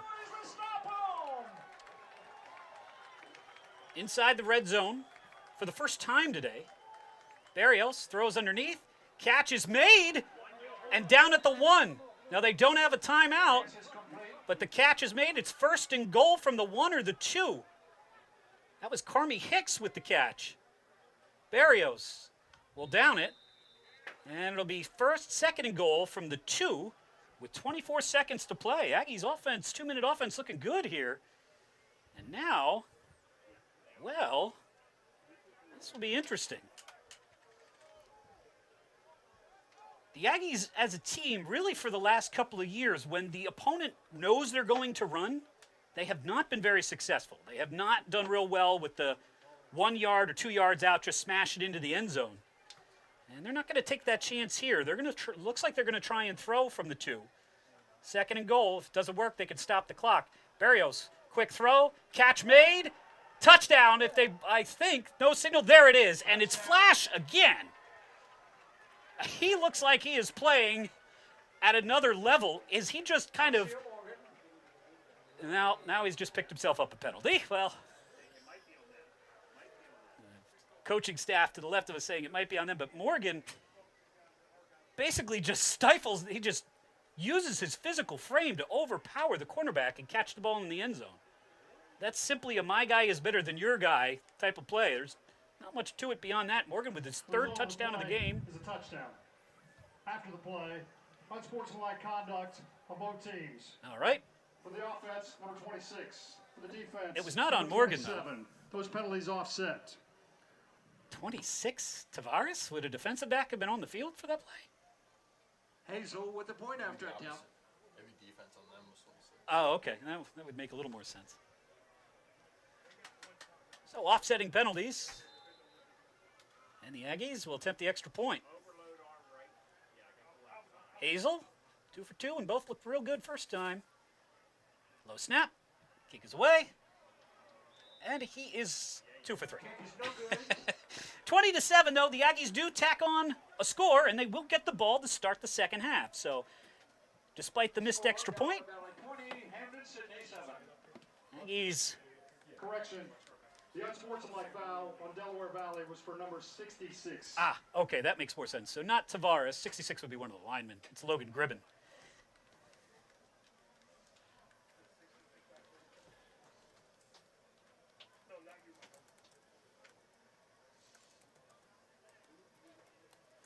Deep to receive, number 6, Joseph Gonzalez, and number 35, Fane Barton.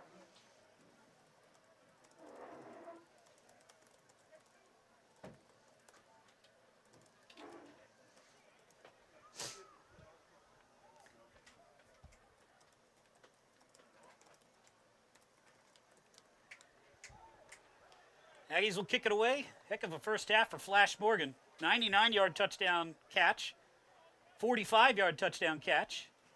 And that one a more garden variety 2-yard touchdown catch. But they all count for the same amount. The Aggies up 20-7.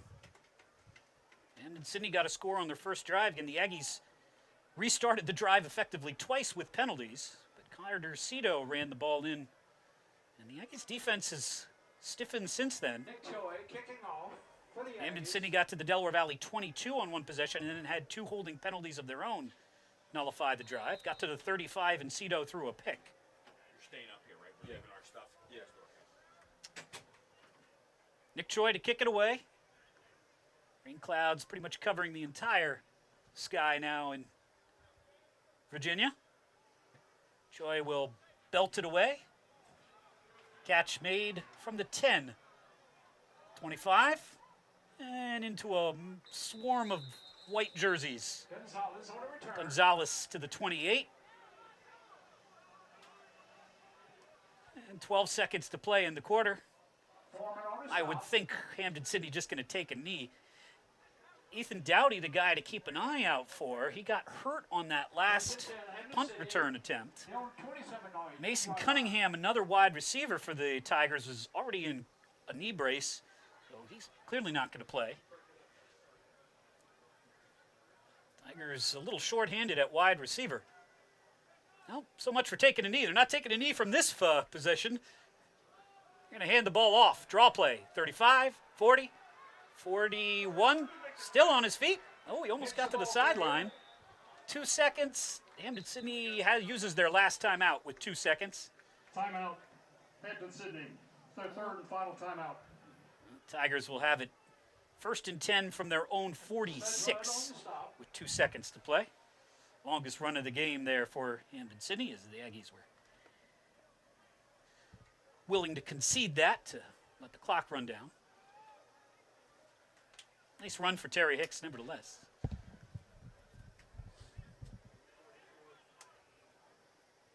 Both teams now out of timeouts. 2 seconds left. Gonna get a look at the arm of Carter Cito, who's just gonna be able to fire it downfield as far as he'd like. It'd be funny if he came out and took a knee now. We just wanted you to see that. We just wanted to give that guy 15 yards on rushing. Nope, they're going to throw it. 4 wide receivers. Cito. No, they're not. They're going to hand it off again. Last play of the first half. And it's a nice pickup, but these are as empty a yards as you can have. Hicks basically gets 50 yards, which Delaware Valley would have been content to let him have as many as he wanted as long as they run out the clock. And they do. So that will help the Tigers rush per average, but does not have any impact on the game itself. Your score at the half, Delaware Valley, after a slow start, up top on the Tigers. It's the Aggies 20 and the Tigers 7. We'll take a break, about 10 minutes. We'll come back with some first half stats.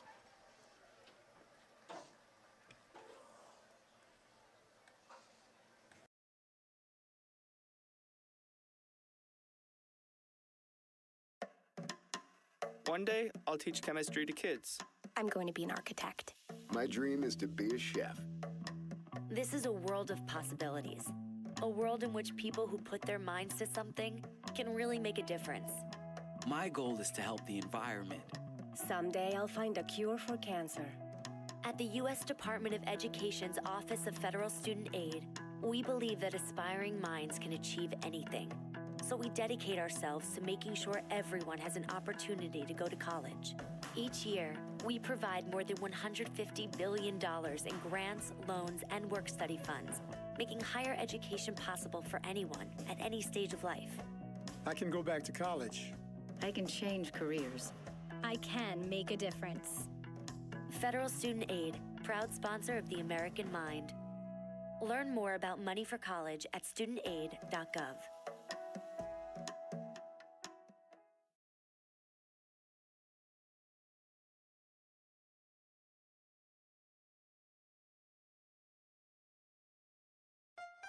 Want to get the most out of your exercise? This is registered dietitian nutritionist Melissa Dobbins. A few hours before you work out, eat right. Have peanut butter and honey on whole grain toast, a turkey and Swiss sandwich with fruit, or oatmeal with banana, almonds, and fat-free milk. Then a half hour before you exercise, eat some fruit and drink a bottle of water. You'll train longer, work out harder, and delay fatigue. Eating right helps. For a registered dietitian nutritionist near you, visit eatright.org.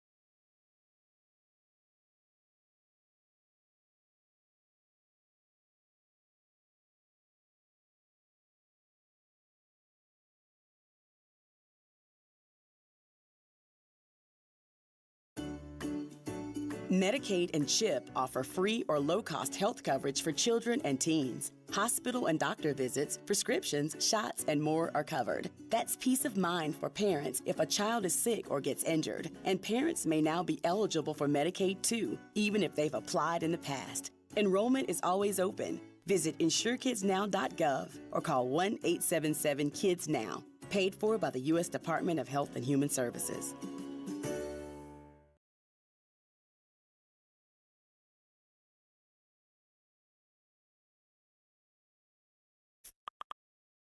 He flew fighter jets in 2 wars and taught you how to drive a car. He fed everyone on the block, but never shared his secret recipes. And every time he'd tell a story, he'd own the room. But now more than ever, he may feel alone. Today, older adults and their loved ones are struggling to connect in a time when connection has never been more important. But there is something we can do. Embrace our older loved ones through StoryCorps Connect.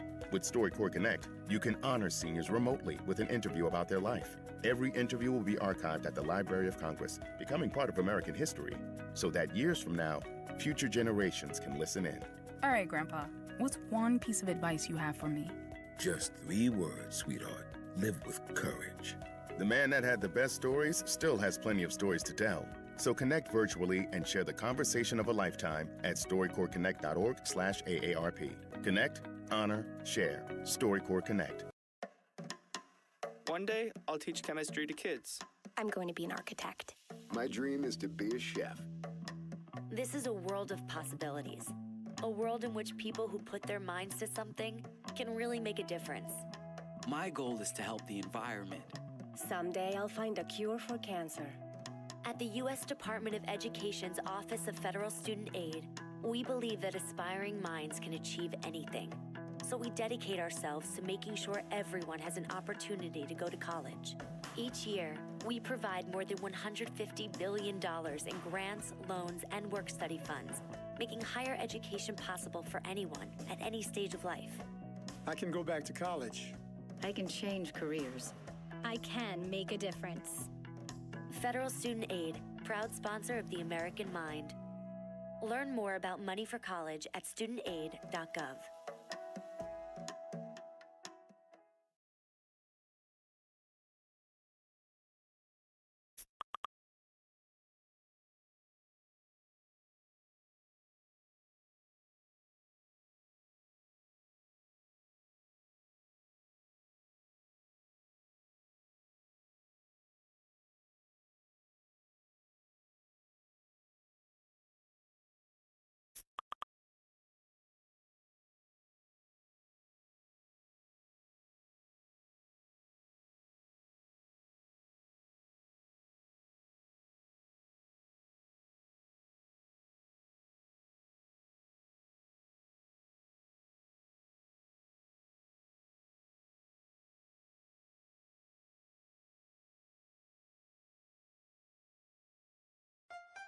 Want to get the most out of your exercise? This is registered dietitian nutritionist Melissa Dobbins.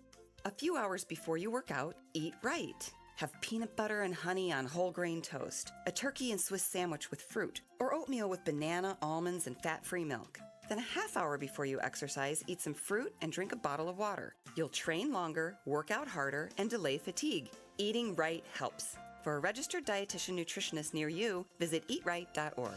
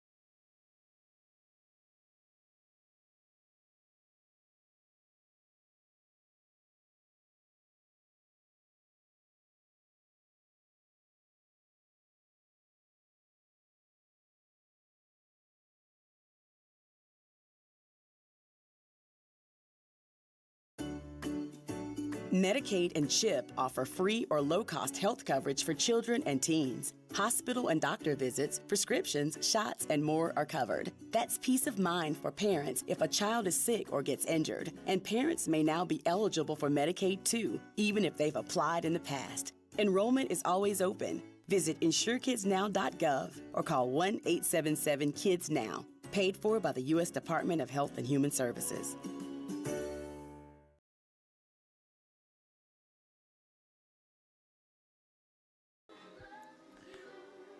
Welcome back. Here at the half, Delaware Valley and Hampden-Sydney College. Home of the Tigers, but the Aggies with the lead at the break. It is 20-7. Let's get you some statistics from the first half. Hampden-Sydney with a decided advantage in terms of field position and plays run. The Tigers ran 47 plays for 188 yards. Had the ball 18 and a half minutes. But that is somewhat skewed by the fact that the Tigers, not the time of possession or the plays, they did certainly run a lot. The Tigers picked up about 45 yards of offense in the last two plays of the half, which they split out. They showed a Hail Mary formation twice and then handed it off for the running back, who ran for 25 yards before he was tackled and basically effectively ran out the clock while giving Terry Hicks a 100-yard game at the half. But again, 50 of those yards, 55, whatever it was with Delaware Valley all but conceding those yards to them. If you take that 55 yards away, Hampden-Sydney basically ran 45 plays for 133 yards. A lot of snaps, not a whole lot of yardage. Aggies, pretty much the opposite. They ran 27 plays, but they ran for 294 yards. Aggies break down in terms of plays in the first half. Aggies ran the ball 13 times for 62 yards and threw the ball 13 times, so completely balanced was Del Val. Hampden-Sydney, 15 attempts and then through the air and then 32 on the ground, so the Tigers primarily running the ball in the first half. Neither team had a whole lot of success on third down. The Aggies, 1 of 5. Hampden-Sydney, 4 of 11. And a couple of those third down conversions were the Aggies committing penalties and turning them into first downs.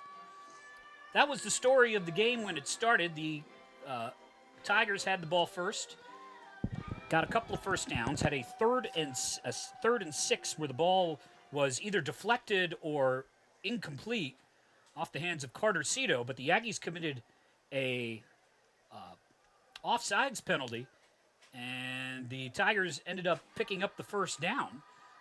Then the Aggies committed a 15-yard penalty that put the Tigers in the red zone. And then on a field goal attempt, 31 yards, Elijah Sweat missed, but the Aggies went offsides and turned it from 3rd and 7 to 4th and 2. The Tigers went for it on 4th and 2 and ran it in from 7 yards out for the score. Extra point from Sweat was good, and Hampden-Sydney had a 7-0 lead. Delaware Valley on the ensuing kickoff, the ball kicked off of Carmi Hicks and went out of bounds at the half-yard line. So Del Val started at their own half-yard line, and they took one play to go 99 yards. Louis Barrios connected with Flash Morgan as the defensive back fell down, and he ran 99 yards for the score. The extra point from Hazel was good, and we were tied at 7. Teams exchanged empty possessions for a while, still tied at 7 at the end of the first quarter.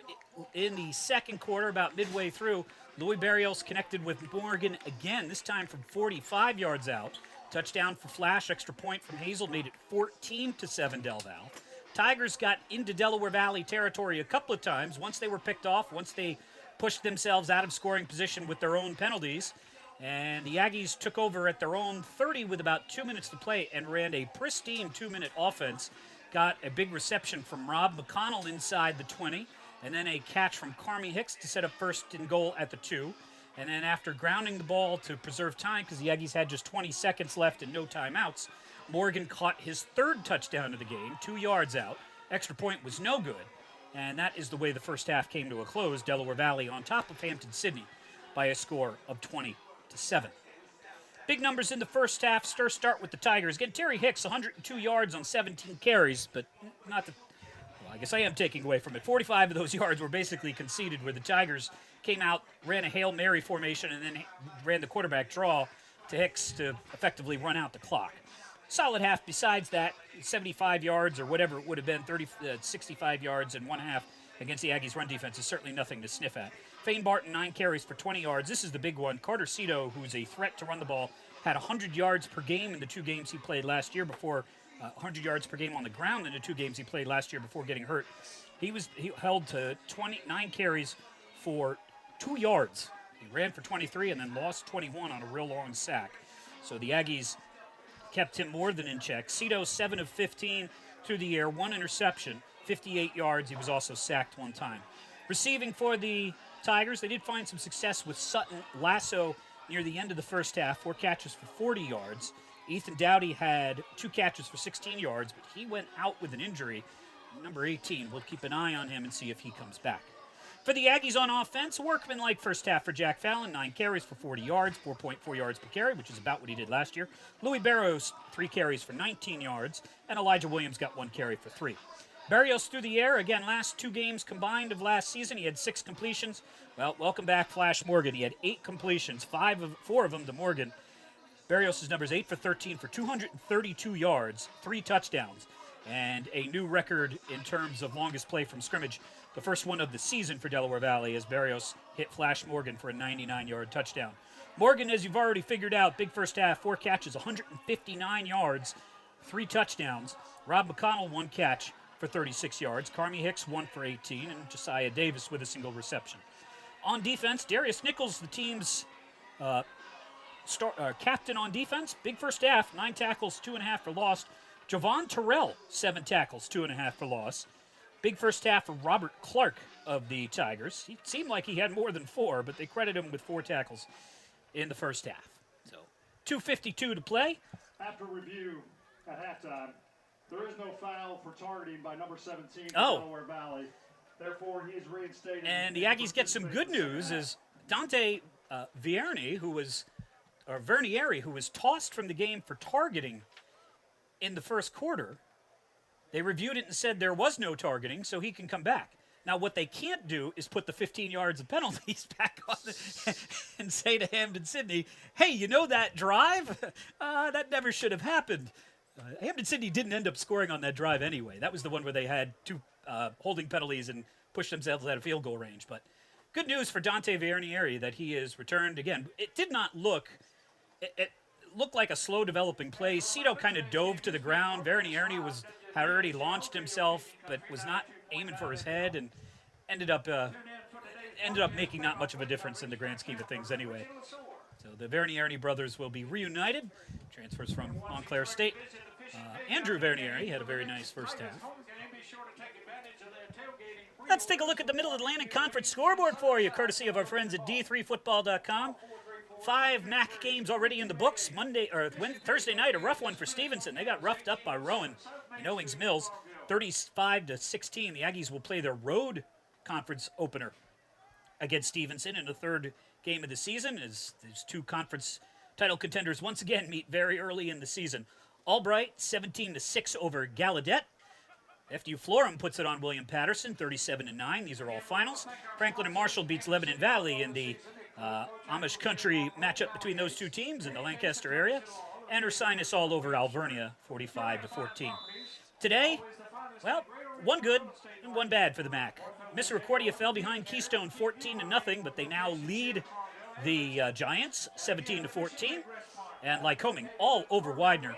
That is 41-3 entering the 4th quarter. It's now 41-9. But obviously, that one is basically over. Aggies will play Widener, as they always do, in the season concluding game. And the last game of the day to start in the MAC, it's the Mayor's Cup. They still play it in Wilkes-Barre, but it's a non-conference game to open the season. Wilkes is in the Landmark, Kings in the MAC. They'll kick off in Wilkes-Barre at 6 o'clock. Right here, we'll kick off the second half. Aggies have Carmi Hicks back, whose first kick return, not so good. Fumbled the ball out of bounds at the half-yard line. See how the second one goes. Elijah Sweat, the senior, may need a little bit of help. The wind has picked up a tad. We still continue to have a kind of blanket of rain clouds scrolling across the sky. Aggies going left to right where they scored 2 touchdowns on their first drive. They'd love to, or in the second quarter, they'd love to get one more here and make this a 3-score game. Force Hampden-Sydney to throw the ball because at least missing 1 receiver and maybe 2, and Cito struggling to hit things deep. This one's hit deep. Fielded at the 10, 15, 20, 25, 30, 31. Decent return for Tavares for Delaware Valley. And the Aggies will take over at basically their own 30-yard line. Offensive starters for Delaware Valley: Tyrese Downing, Logan Gribben, A.J. Snowden, Jake DeBlasio, and Xavier Maury across the front 5. Trey Smith, your starting tight end. Wide receivers: Flash Morgan, Louis Abdia, and Alvaro Laura, whose name we have not said other than for the starting lineups yet. Fullback is Caden Yanish. Running back is Jack Fallon, Elijah Phillips, the 2. And Louis Barrios is your quarterback. Barrios will come out of the offset I. Start the second half. Yanish in front. Fallon behind. And goes in motion. And off to Fallon. Fallon off of Yanish. Ooh. Yanish got a pretty good block, but Fallon hesitated for a second, and the hole that was once there was suddenly not. He gets 1 punishing yard before he's belted by Brendan Wallace. We'll give him 2. Defense for the Tigers: Jordan Williams, Andrew Arthur Humphrey, and Wyatt Croson up front.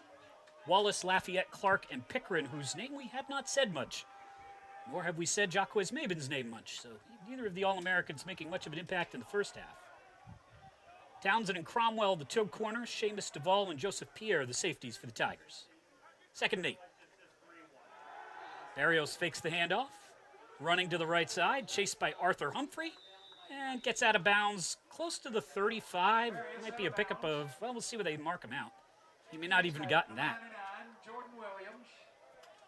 Now they're going to say he stepped out at the 32, so no gain. 3rd and 8. Tigers defense, who gave up 27 points per game and 385 yards per game last year, looked pretty good. It's hard to know how much of that is the Tigers defense and how much of that is just the Aggies offense being kind of fits and starts as it has been the last couple of years. 3rd and 8. Barrios takes a snap, fakes to Fallon, throws underneath. Pass is broken up. Nicely done on defense. Good job by the safety there for the Tigers. It was Seamus Duvall who gets into the wide receiver's hands and knocks the ball away. Ball was a little low from Barrios. And the Aggies aren't able to go 2 for 1. They go 3 and out instead. Patrick Bolello on to punt. High kick. Dowdy will catch. I don't know, did he ever signal fair catch? I guess he did. So he's going to get 15 yards. I wasn't watching, but. Dowdy with a fair catch. There is a flag. So that will give the Tigers very good field position to start.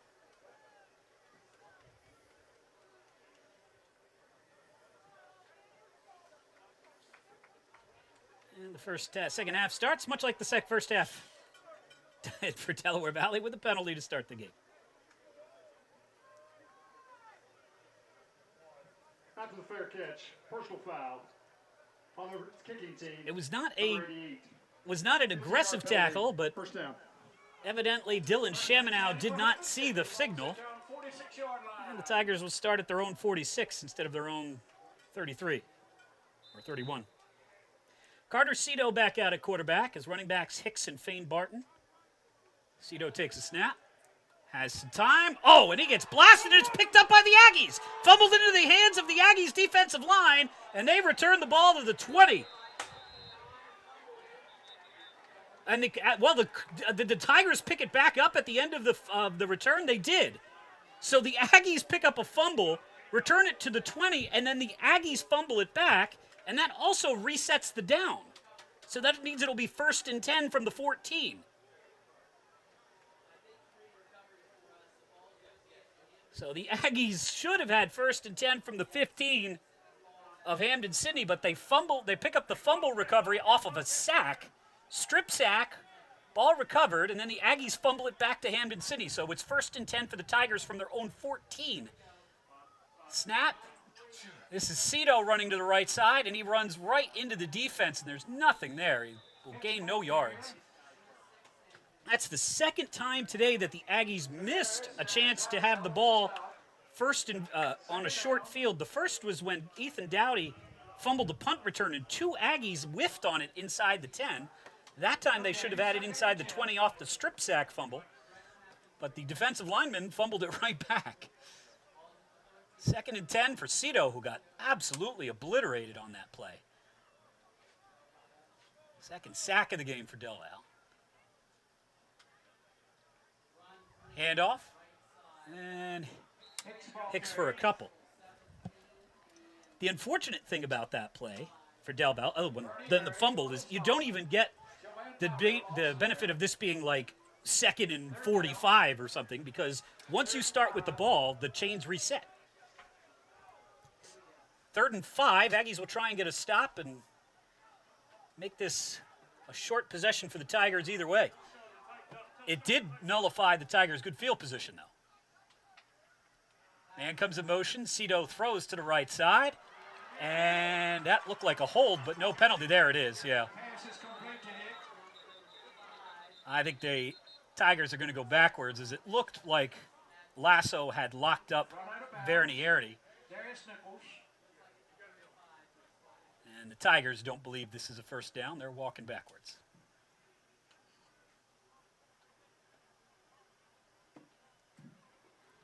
Holding, offense, number 9.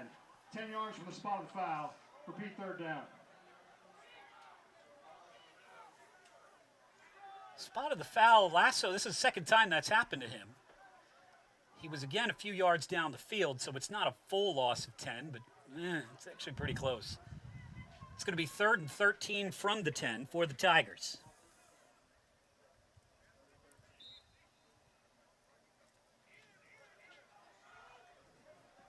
Cito splits Dowdy, who's apparently feeling all right, to the far side, to the near side. 2 men to the far side. Ricks shifting to Cito's left. Now he starts in motion. Cito has some time, dodges one tackler, slips through a second. Balcom chases him out of the pocket. Oh, big block. And Cito out of bounds, and a flag on the play, and that's going to be a blindside hit on Hampden-Sydney. That's going to be a personal foul. The guy for Del Val got absolutely clocked.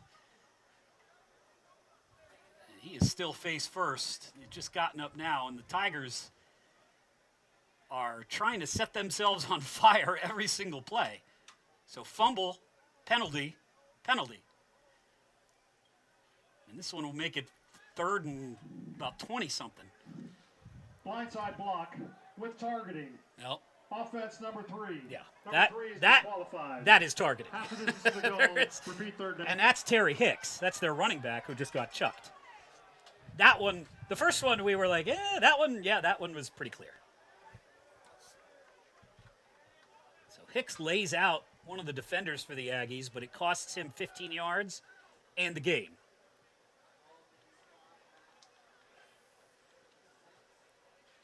What a weird start to the second half.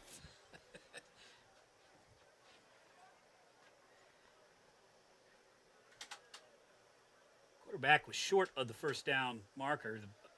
Mike Isgro out there telling the officials where the foul was committed. He's saying it was the 12. It did look like it was, generally in the area of the line of scrimmage, which is the 10.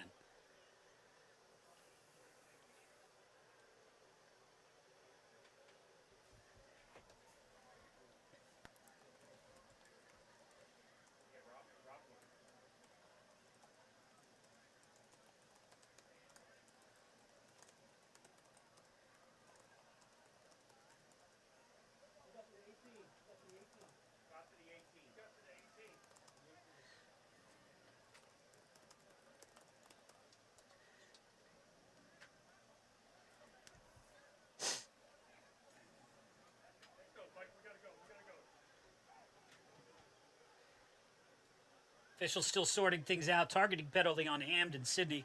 First 3 plays of the second half for the Tigers. First, a strip sack fumble. The Aggies returned it to the 15, but then they fumbled it back to make it 1st and 10 for the Tigers from the 15. Second play was a run for no gain. Third play was a holding penalty, and the fourth play was targeting. And their starting running back ejected from the game. So 3rd and 16 for the Tigers. This drive started at the Delaware Valley 48. Handoff for Frame, and they're just trying to get out of here without any further damage done to themselves. 2-yard pickup. It's 3rd and 15, and the Tigers. That is a big loss with Hicks, who just walked onto the field, unless there's another number 3. Richardson into punt. Heading to the bench. Okay, I guess they have 2 number 3s then. The other number 3 is James Townsend. So that will make it easier.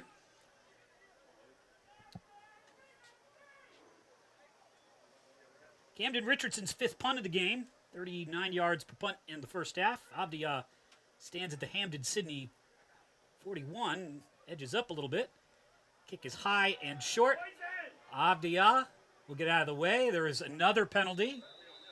And that looks like that's on Hampden-Sydney as well. And the ball is out of bounds at the 29 of Hampden-Sydney. We'll see what the penalty is, but that looked like another one on the Tigers. Nope, that's on nobody.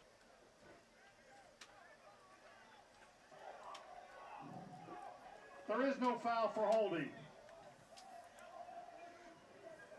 Well, the Aggies had 10 penalties for 95 yards in the first half.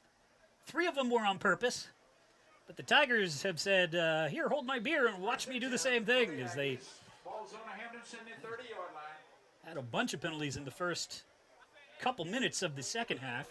And the Aggies could have had it 1st and 10 at the 15. They'll have to settle for 1st and 10 at the 30 of Hampden-Sydney. Still really good field position. A chance to make this a 3-score lead. Barrios dropping back, quick throw, catch is made. First down for Delaware Valley. Quick pitch and catch, Josiah Davis with his 2nd catch of the season. Solid bunch of snaps, but not a lot of catches last year. The Aggies have it 1st and 10 at the Tigers 20. It is a Aggie first down. 10:05 to play in the 3rd quarter. 2 wide receivers to the near side. Chaminade, I think, to the top of the formation. Hard count from Barrios triggers where the blitz is coming from Clark. Aggies will shift a bit. Barrios hands off to Fallon on the draw, and Fallon not a whole lot. Gets to the 18. Tigers done a nice job against the run today. Fallon, who had 73 yards per game last year, but that is skewed by the fact that he played a bunch early, but not a lot of snaps. So he had a lot of games where he registered, 14 yards, 20 yards early in the season. Once Jay White was hurt, he was closer to a 100-yard game per back type of player, but not today. The Tigers have kept him in check. 2nd and 9 from the 19. Fallon again. Runs over a guy. And Fallon lands down at the 15. It'll be 3rd and 5. That was Clark who went, Robert Clark went somersaulting backwards after colliding with Fallon. Williams into ball on a stop. Seamus Duvall credited for the tackle. Let's make some noise, get loud, let's stop ball. The Aggies would really like to capitalize on the short field here and go up 3 scores on the Tigers offense, or on the Tigers, offense and defense. Midway through the 3rd quarter, Aggies lead 20-7. This is a 3rd and 5 from the Hampden-Sydney 15. Hicks to the far side. Man in motion. That is Josiah Davis. Barrios takes a snap. Throws underneath. Pass incomplete. Should have been caught. As it deflects off the hands of... Incomplete pass. That was Davis? Okay. 4th and 5. Let's see what the Aggies want to do. Do they go for it? Do they attempt a field goal and try and go up 3 scores that way?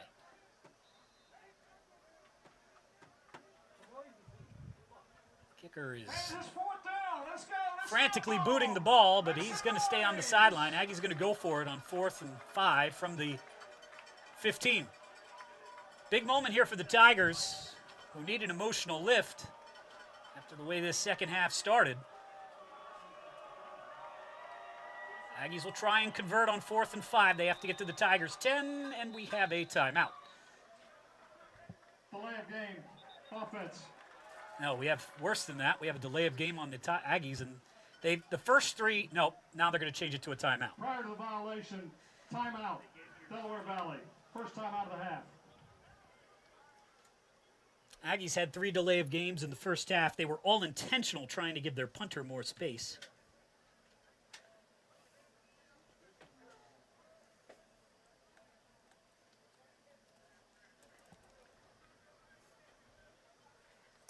.21 to play in the third.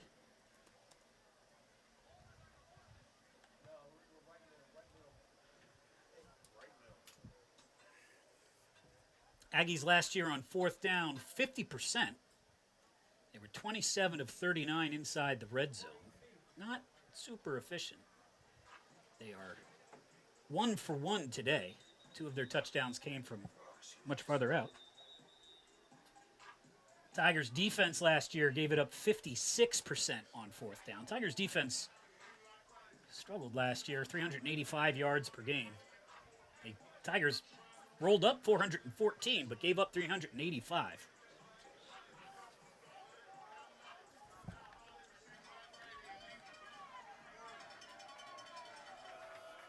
Fourth and 5 for Delaware Valley. Once again, have to get to the Tigers' 10. Barrios out of the shotgun. Takes a snap. Looking, rolling to the right side. Back to the left side. Rolling. He'll just flip it towards the end zone, and it is caught. Touchdown! Back of the end zone, touchdown! And now, are they going to rule he was out of... There's a flag on the play. What are they going to rule? Holding. 10-yard penalty from the previous spot. Repeat fourth down. That flag came really late. That flag came after the catch was made in the end zone. But I did think there was holding. I just was surprised they didn't call it. And then they did. And now it's 4th and 25. And, well, 4th and 15, rather. Excuse me. Aggies in no man's land here. They're not going to attempt a 40-yard field goal.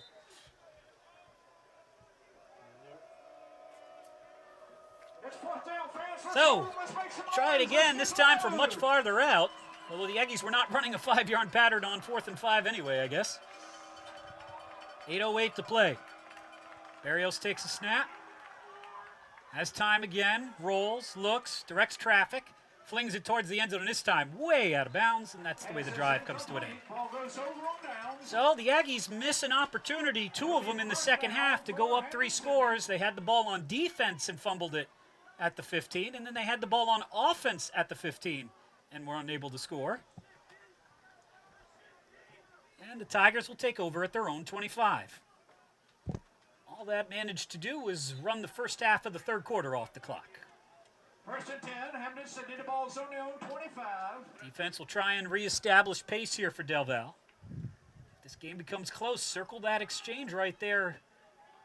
The Aggies missing 2 chances to go up 3 scores. Cito fakes the handoff, and he is hammered. Ball pops loose, picked up by Del Val, and they won't fumble it this time. Touchdown.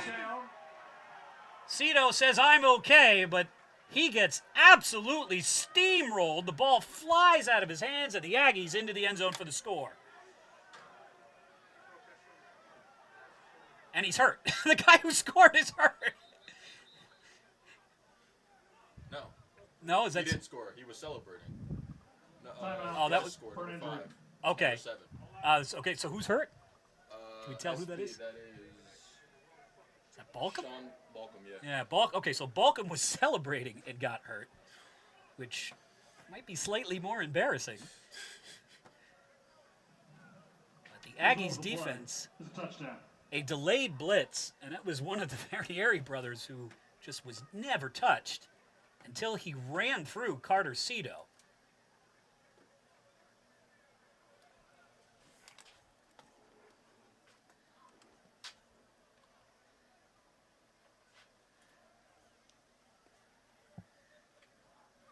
Third sack of the game for Del Val. That touchdown pass, by the way, the one that was waved off, that was Alvaro Lora who caught it. So he'll have to wait for his first catch of his career. Continuing to work on Balcom, who was celebrating with the Aggies defense. 26-7 Del Val. Balcom to his feet, wobbly.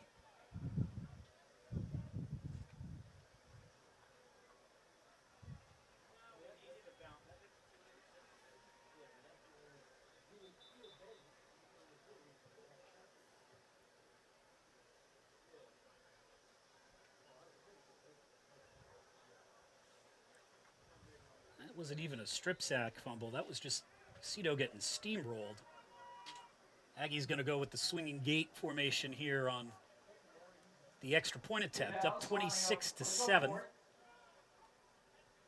now they'll invert into the normal traditional extra point formation.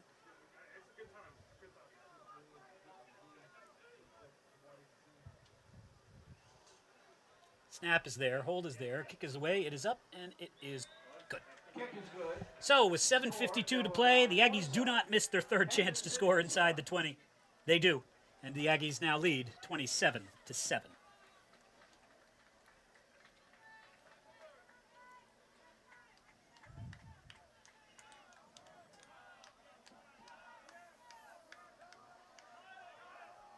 A lot of response from the Aggies defense, who, other than this first drive of the game, has played really, really well.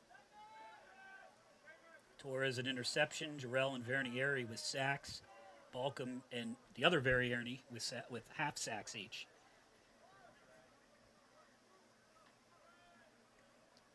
And now a defensive touchdown. It's Dante Vernieri is the one who obliterated Cito, and Jovan Terrell has the recovery for the touchdown. Gonzalez in Barton deep to receive. Joey kicking off. Is Terrell a freshman? Yeah. Yikes. Well, welcome to the program. He's got the first sack of the season and a defensive touchdown, and man, he can fly. That's a different kid. That's not the same person.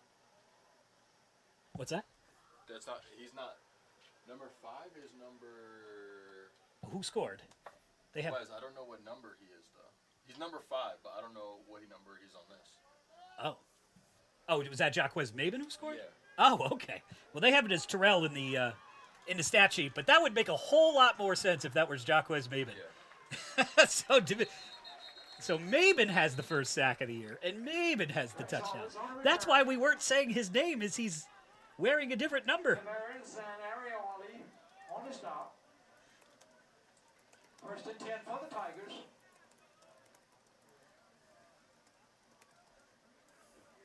They're on 36.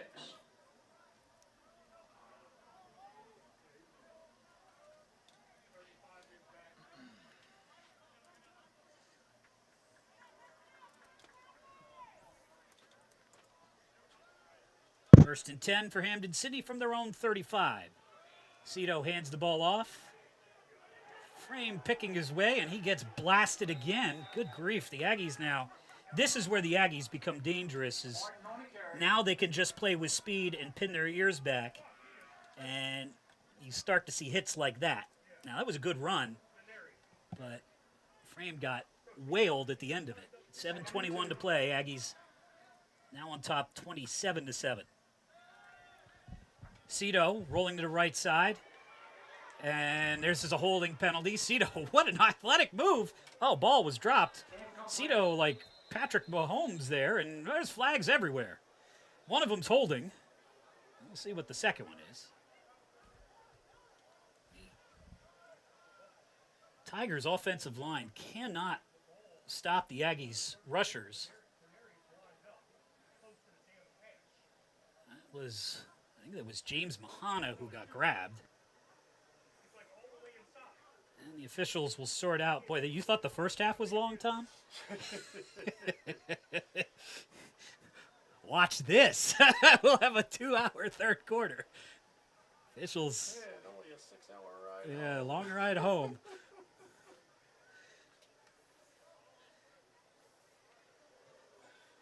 These players talking with one of the officials, fans who have been pretty good-natured about all of this. They're now starting to grumble a little bit.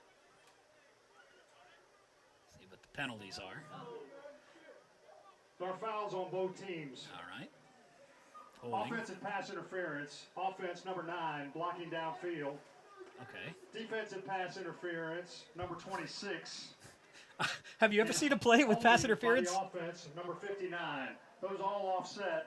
Repeat second down. Have you ever seen a play with pass interference on offense and defense? It's very rare.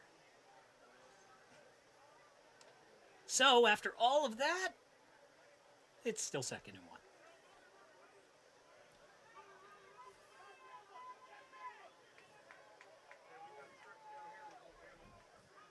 Second and 2, actually, for Cito. And they'll shift the ball to the other hash, to the confusion of Vince Luvara, the head coach of Hampden-Sydney, who says, why are you doing that now? I think no, this is right. Because there was a 8-yard run by Fane Barton on first down. So this should be 2nd and 2. Eventually. And in motion. Handed off. Fane Barton did not get the first down. Might have got half of what he needed. It'll be 3rd and 1. Tigers really need a big play here on offense to lift them. Again, they started the 3rd quarter with strip sack fumble, holding penalty, targeting penalty, and their starting running back and most effective player thrown out of the game. And then the next play from scrimmage, strip sack fumble, and Delaware Valley scored off of it. 3rd and 1 for the Tigers. Cito claps his hands it off, and he did not get it again. Fane Barton, the ball comes loose, and the Aggies have it. It's a fumble going the other way. 30, 20, 15, 10, 5, touchdown. The Aggies score on defense again. 3rd fumble of the quarter on the Tigers, and the Aggies are up 33-7.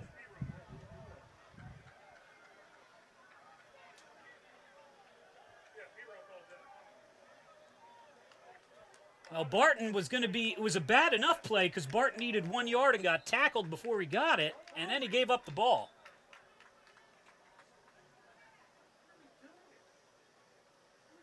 And the officials will once again, maybe there's a television station doing this game that we don't know about.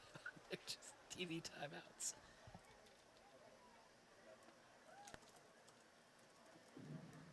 Result of the play is touchdown.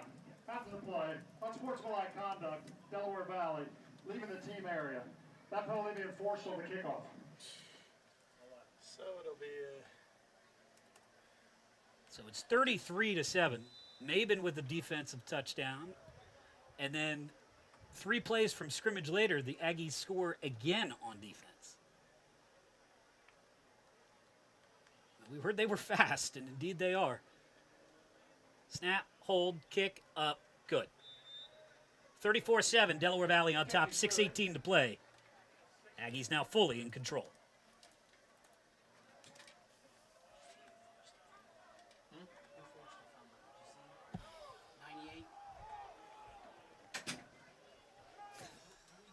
He did now. We're going to credit the forced fumble to Brandon Perot.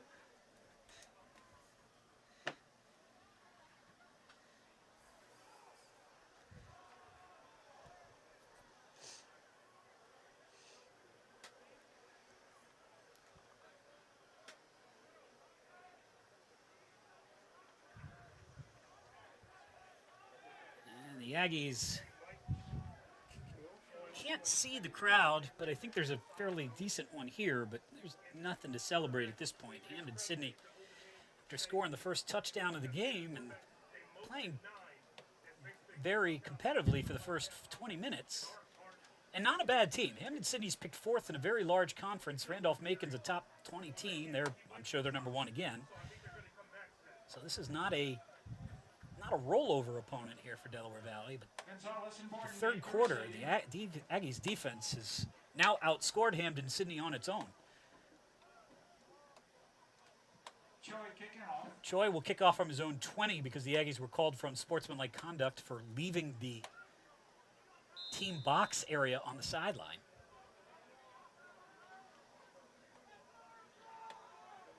I wonder at some point here if, with the way the last couple of plays have gone for Cito, with him getting absolutely crushed, if they don't pull him back. Again, remember, he was really good last year for the first 2 games, and then he got hurt. Kick fielded at the 20. Still 6:17 to play in the third quarter. And good return to the 50, to the 45, and all kinds of flags. Pushing, shoving. One of the Delaware Valley guys grabbed someone's face mask and tried to rip his head off. And he might be gone. Oof. And in fairness, he should be. That was dangerous, what he did. He grabbed a hold of the face mask of one of the Tigers and looked like he was trying to take his head with him.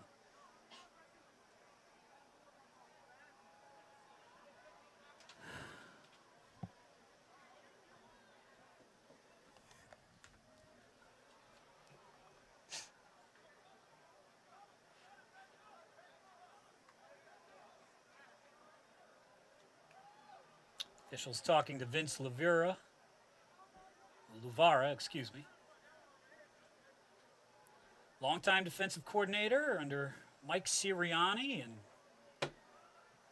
Washington and Jefferson, as we told you earlier. If that name sounds familiar, it should. Mike Sirianni's son is Nick Sirianni, head coach of the Eagles. Sirianni also played Division III college football at Mount Union.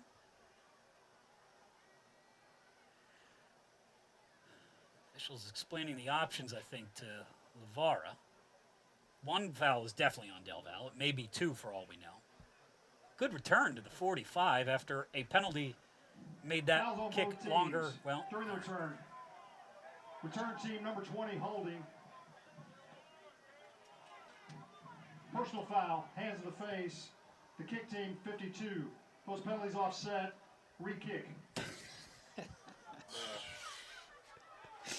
Well, we'll just do it all over again and pretend that didn't happen. Cue the circus music. Yeah, and I mean, the holding penalty was 20 yards away from the ball after the play was over. Maybe don't call that. They are trying to reestablish order. It is not working. Aggies will kick it away again. Tigers look like they finally had something to get excited about on the good return. And now we'll just try it all over again. Is there any other way this play can end other than the Aggies kicking it out of bounds? Isn't that exactly how this has to go? Just to keep the string going?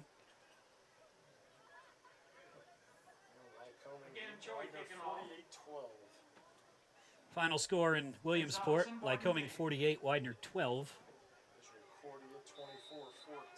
And Misericordia defeats Keystone 24-14. So the Aggies trying to add another win to the lone non-conference regular season game here in the MAC. The rest of them will be conference games. Joy kicks it towards the sideline. No, it's not going to. Well, it's going to be fumbled at the 25. Picked up at the 30, 35, 40, 45, near midfield. Not as quite as good as the last time, but still a good return. And the Aggies now need to keep their heads about them. The Tigers are fired up. Let them be as fired up as they want. They're down 27 points. Key things for Delaware Valley is just to keep their composure, which is not always a strong point for them. 6 minutes to play in what has been a long third quarter already. Aggies have scored twice on defense in this quarter. Cito drops back, looks, throws off his back foot, into the first row of the stands, incomplete. I'm not exaggerating, that's where that ended up. He's got a strong arm. He is, after having a decent amount of time in the first half, now he's under siege every single play. Has to throw on the run every time. There's a loose ball on the field. Come on, Cooney. Clean that up. Aggies equipment manager. Flags down. Second and 10. Just short of midfield for the Tigers. Cito. Well, they were playing with pace earlier. Now they're playing with the pace of a snail. Handoff. And a good run. Ooh. Into the 40-yard line. Good 11-yard pickup from Fane Barton. Tigers have had some success running the ball. First down, Hampden-Sydney. Now they'll get their pace going.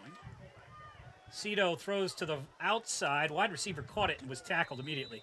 That play does not work against Delaware Valley because their team is so fast and that ball takes so long to get from the quarterback to the wide receiver that by the time he has it, he's got two guys on top of him, and that's exactly what happens to Dowdy.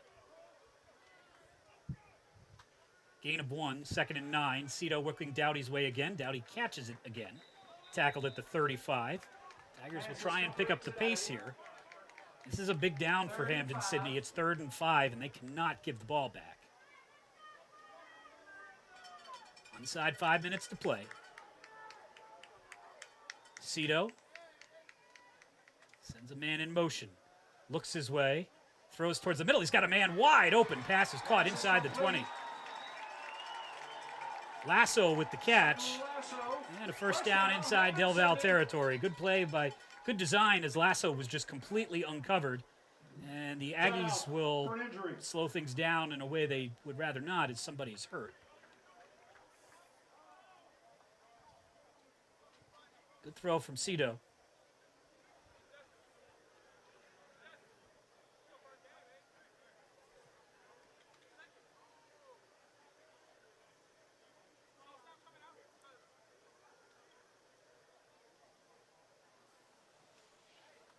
Aggies had Sean Balcom hurt on a celebration of a touchdown earlier in the quarter. Cannot make out who this was. Scooped up. 22 for Del Val. Oh, it's Matt Studsred, thank you. One of the Aggies safeties.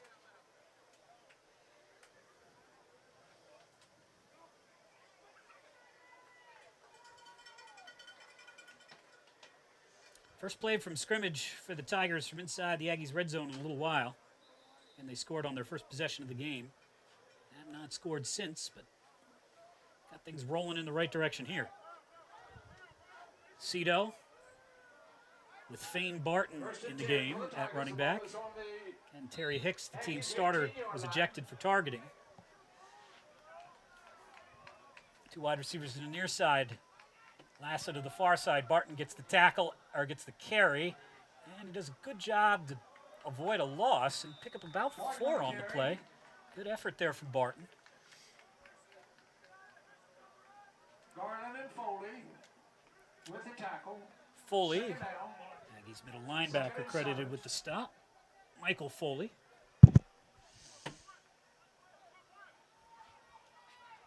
Tigers will slow things down a little bit here. 22 seconds on the play clock, 4 minutes on the game clock. Cito dropping back. Throws it across the middle. Catch is made by Dowdy, and Dowdy is caught himself as he comes down. Tackled by, I think it's Jeremiah Clark. Oh, it's Van Erie. Thank you. On the stop. 3rd down. 3rd and 5. 5, they'll call it.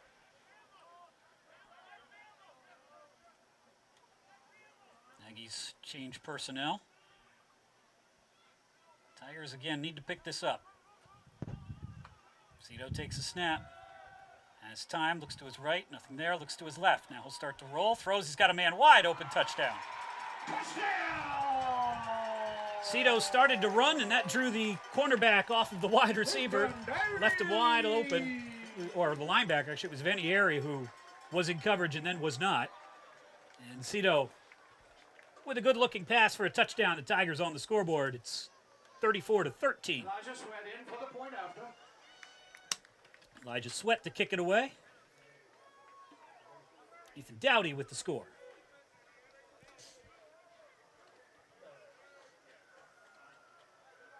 Snap is there, kick is away. Token pressure, it is just fine. So the Tigers erase one of the defensive scores by the Aggies in this quarter, and it's back to a 20-point game, 34-14, 3:17 to play in the third quarter. Aggies would love to, if nothing else, just run out the rest of the quarter here when they get the ball. Time of possession advantage is 26-15 for Hampden-Sydney. And of course, it doesn't matter because the Aggies have scored 3 times on one play, one on defense or 2 on defense and 1 on offense. First passing touchdown of the season for Carter Cito. First receiving for Ethan Dowdy.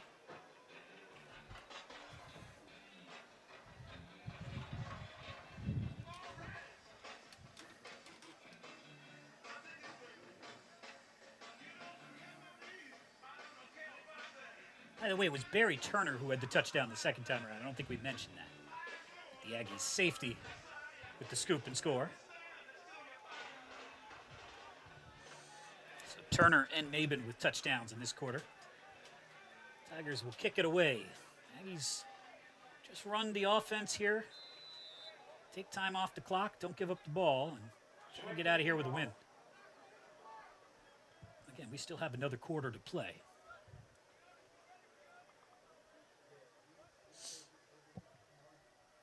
Kickoff coming from Sweat.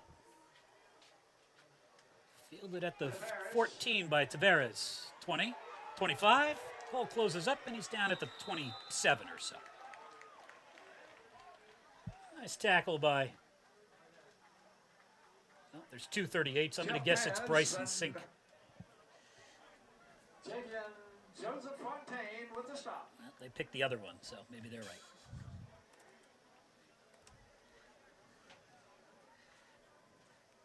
Not unusual.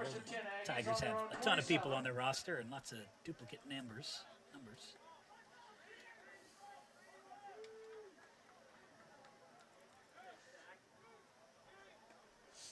Barrios hands it off.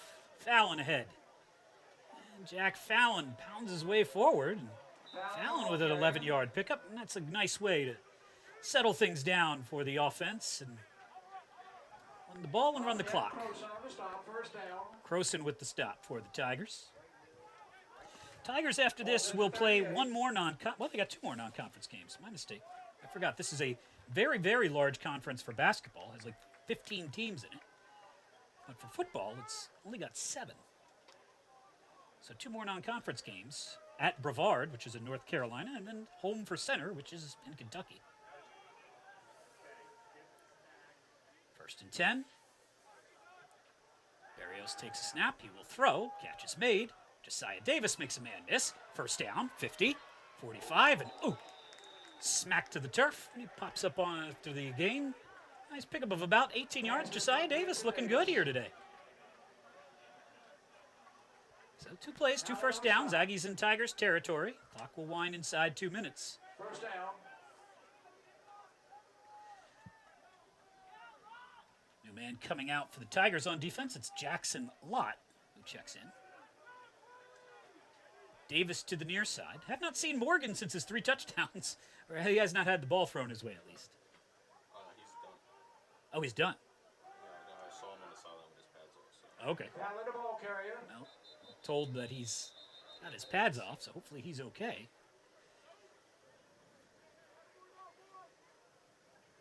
Holding, offense, 60, 10-yard penalty.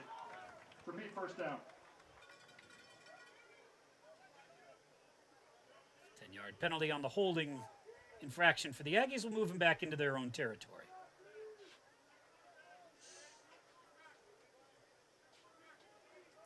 First and 10 from their own 44.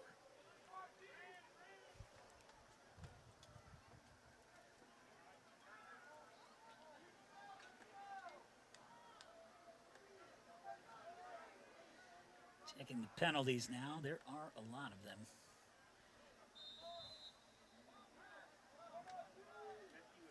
Get you the numbers in a second. 15 penalties for 140 yards for Del Val. Arcaroli into the game. Throws the ball. Jack Fallon makes the catch. And forward to about the 50. So Arcaroli, who's good for a couple of gadget plays, the game. Allen's got to be pried away by his offensive line. Allen's got a lot to say to somebody. 2nd and 15 for Del Val from their own 49. Jordan Williams on a tackle. Jordan Williams credited for the stop for the Tigers. Defensive end Loss of freshman play. from Hampden-Sydney. Loss of 5, 2nd and 15. Tigers with guys from all over the place. Carter Cito's from Dallas, Texas. That guy's from Atlanta. 2nd and 15 for Del Val. Davis in motion. Barrios under pressure. Oh, and there's got to be a face mask there. The officials didn't see it. Barrios' head got jerked back, and I don't know how there's 3 guys watching the play and none of them see it.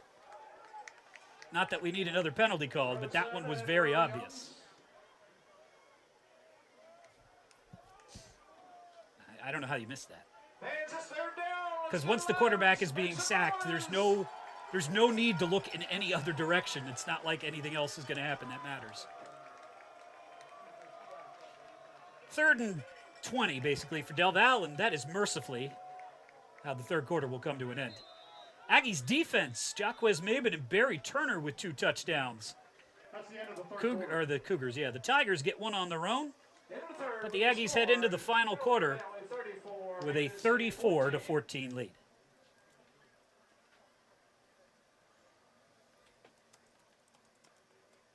Tigers on the road next week at Brevard College.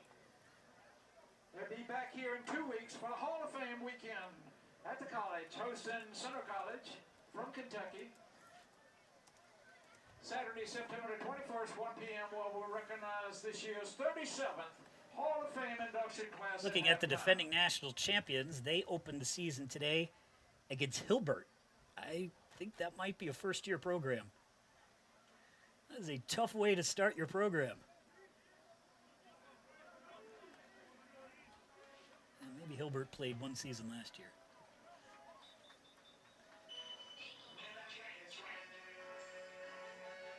Oh, that game is over. It was 76-0, Cortland. So.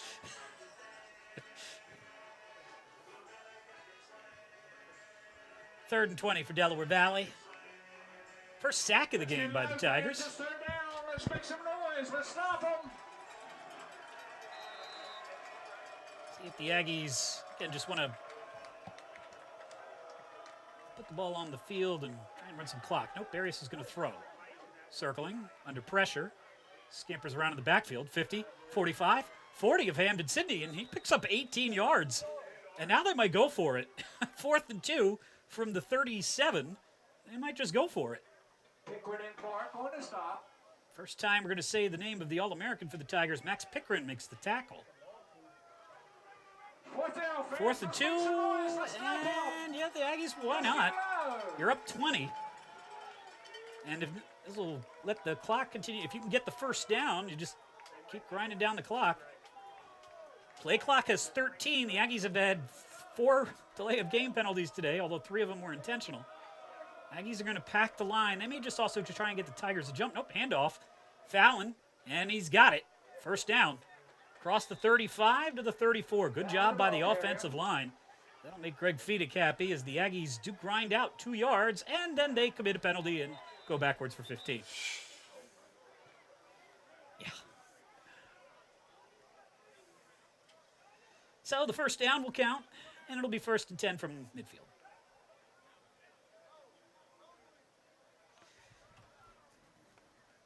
Any guesses how many penalties the Aggies have? Yes.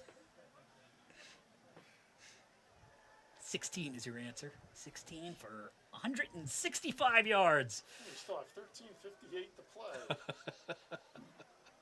We have had games where they've had more penalty yards than given up on yardage. Illegal substitution on the offense. Oh. 5-yard penalty. After the play, unsportsmanlike conduct, offense number 83, 15-yard penalty. It's 4th down. So the Aggies have an illegal substitution, so it wouldn't have counted anyway, which means they do not get the first down. So instead of it being 1st and 10 from the 50, it will be 4th and really long. They might have there was 12 men on that in the field. I thought the Shit.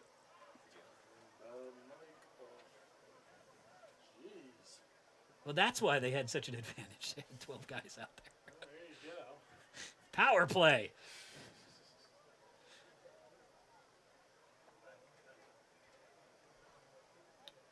These have not been garden variety penalties in the second half either. They have all required multiple discussions and whiteboards and flow charts. I think it should be, well, now they can't give them the first down, can they? Oh, they can't be 1st and 2 from 38, which is what the chains show, get it? That can't be what it is. Yeah, so 5 yards would take you back to the 38. Or I guess, yeah. They're just going to punt it, is what the end outcome of all of this is going to be.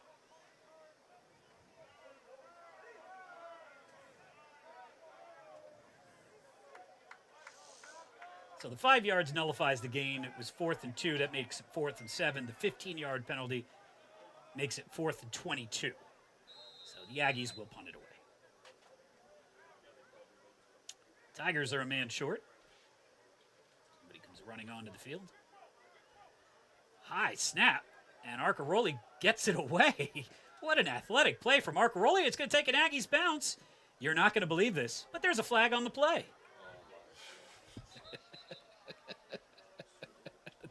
At the 25, there's not a player within 45 yards of the flag, which tells me it's an illegal substitution on Hampden-Sydney, that the guy who ran in came in too late. Maybe there was already 11 guys out there. Both coaches are going to confer, and they're going to agree to just run 5 minutes off the clock because this game needs to come to an end. Again? Did the Aggies have one too many guys on the field?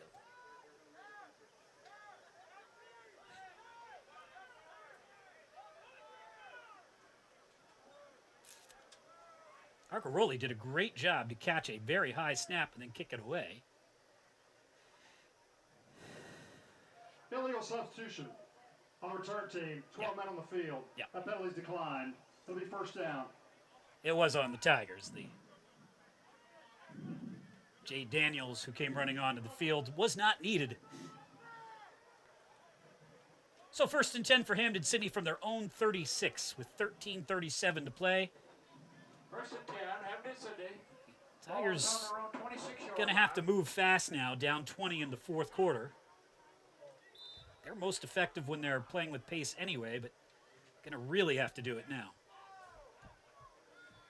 Cito, man in motion, hands the ball off on the sweep, and the running back is tackled. Could not get around the side as he was wiped out. Loss of That's all this ball carrier. 5. Loss on the play. 2nd down. 2nd and 15. New running back out there for the Tigers with Hicks gone and Barton needing a break. Loss of 5. 2nd and 15. Cito, pocket starts to collapse. He flushes out to his right, looking, firing, up for Lasso. Incomplete. Where's the flag? Nope, they're going to rule it was over Lasso's head. I don't think that was catchable. So 2nd and 15. Although the Aggie clearly had the jersey of the wide receiver. Pass is incomplete. 3rd down. 3rd and 15 for the Tigers.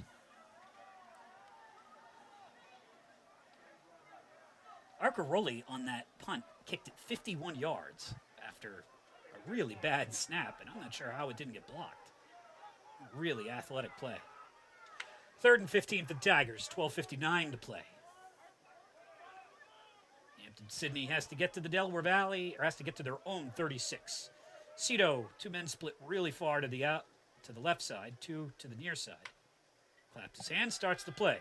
Pocket starts to dissolve, steps out of the way of one rusher, passes about 5 yards off the field to play, incomplete, and it'll be 4th and 15 for Hampden-Sydney. Nice coverage on the play by C.J. Williams for Delaware Valley.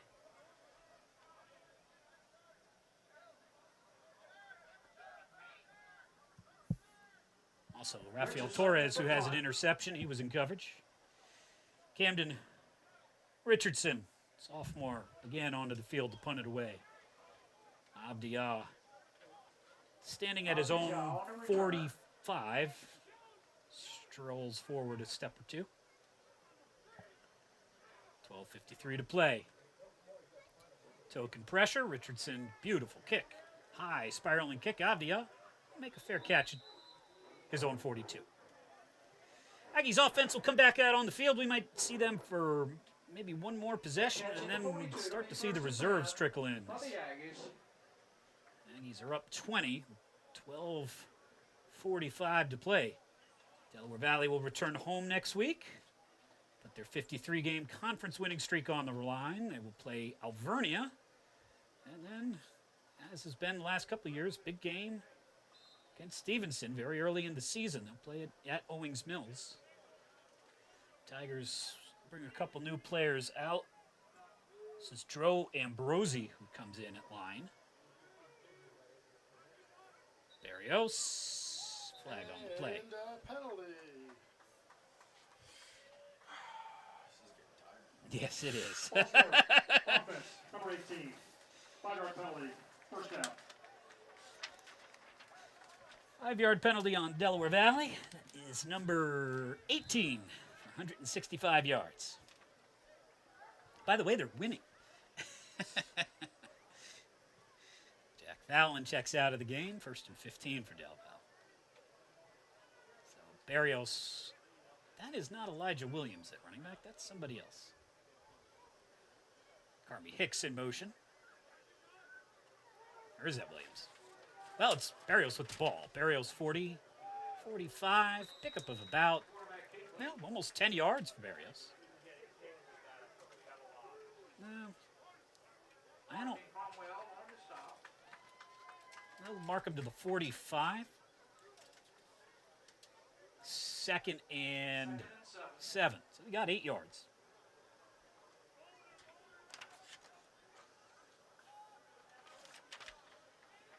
You know you got a lot of players when I look down at your roster and you've got guys numbered 9999.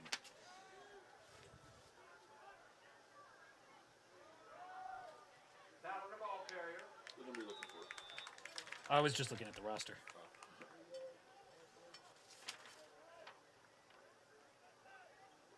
That is Elijah.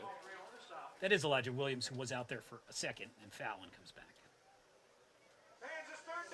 3rd and 3 as their erstwhile public address announcer once again implores the fans to get on their feet.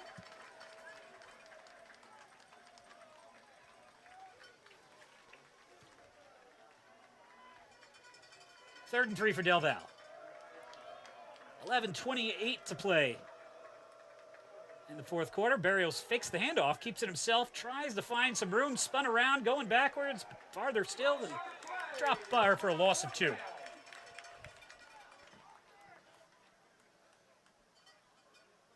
Andrew Arthur Humphrey with the tackle. And the Aggies will punt it back to Hampden-Sydney. 4th and 5 from their own 47, call it.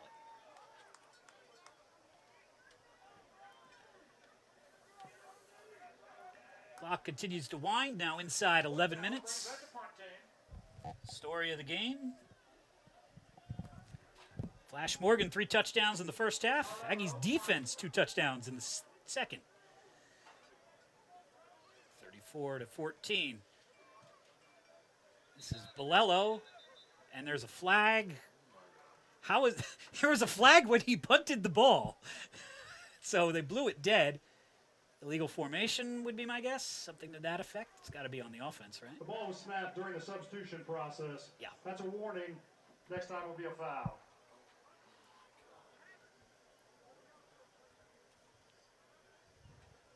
Wait, stop the clock. Duly noted, yep. Stops the clock at 10:30. And Hampden-Sydney's going to completely change the guys who are out there on the field. This is like their second team special units. I've never seen that before. It's still a punt. I don't know if they thought Delaware Valley was going to fake, but they're going to put a whole new lineup out there. And the punt is better than the last one. And Dowdy makes the fair catch at his own 22.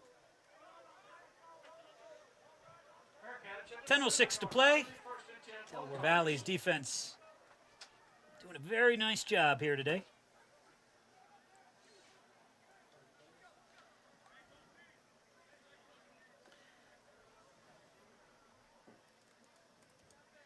Well, it will be a long drive home, but a happy one. You do not want to make 6-hour drives after a loss. Looks like Mike Isgro will go 1-0, following in the footsteps of Jim Clements and Duke Greco, who won their first games as head coach. Again, Mike, a quarterback under Jim Clements. Wind the ball carrier. Joined Jim's staff. I think he's a defensive back coach initially. He was a high school coach in Absegami, New Jersey, where he's from. And joined the Aggies staff. Special teams coordinator and now the head coach. Cito dropping back. He's got to seem like this game is taking forever for him. He evades a man, cuts back across the line. He's sacked by 3 different guys. Loss of, So, keeps the clock moving. Jovan Tyrell, also known as Jacquez Maben, with the sack. Second sack of the game for Maben. I'll have to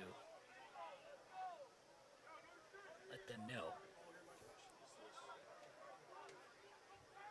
So, Maben, as an All-American, has had an outstanding game. Touchdown and a couple of sacks.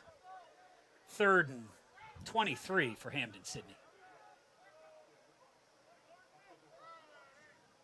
Cito starts his running back in motion. Wants to throw it to him, and he gets hammered. And nearly a safety. That's Perot, who runs over Cito. Cito wanted to throw it to his running back, but the Aggies' defensive line, Maben, again, makes that play happen. He pushes the offensive lineman into the backfield, into the passing lane, so Cito has to tuck it down and gets trucked by Brandon Perot.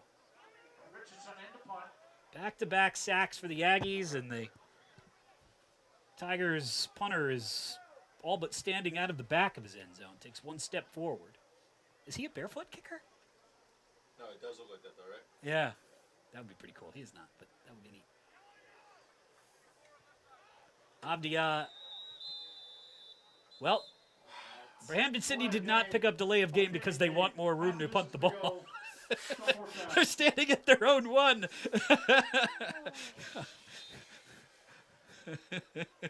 I think they should take the delay of game just for the heck of it, just to make the officials move the ball like 2 inches.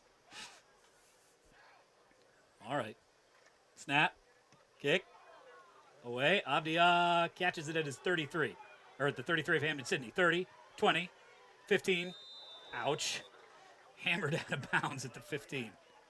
So the Aggies will start this drive inside the Hampden-Sydney red zone with 7:33 to play. And let's see who we get out for Del Val on offense. See if we get the second team. 7:33 to play. Looking out there. No, that's Barrios and Jack Fallon, in the backfield. So it's still the starters. And Caden Yanish at fullback. Carmi Hicks splits to the near side. Hand off to Fallon. Fallon grabbed from behind. Good job by the Tigers' young defensive line, at least in terms of containing the run. Arthur Humphrey with another tackle. 2nd and 8 for Delaware Valley.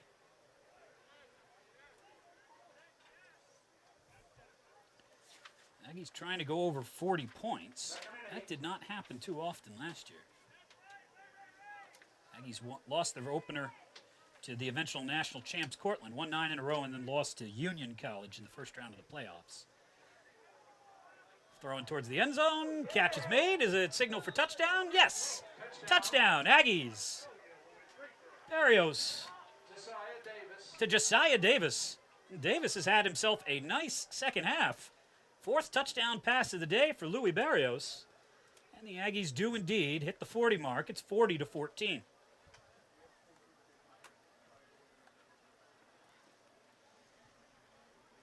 6:49 to play. Louis Barrios had 8 touchdowns all of last season. He's got 4 in the first game.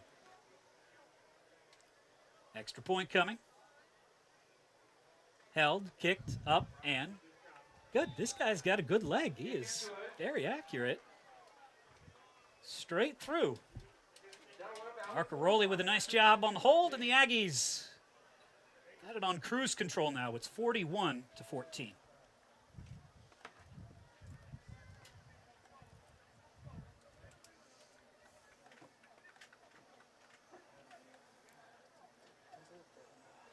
So next week, Del Val at home. All conference play starts. Lead Val and Stevenson. And Stevenson, who got belted by Rowan. Lebanon Valley did not play well against Franklin and Marshall, so both of those teams will be looking to bounce back. Kings and Misericordia in the Northeast Pennsylvania game. Albright and FDU Florham.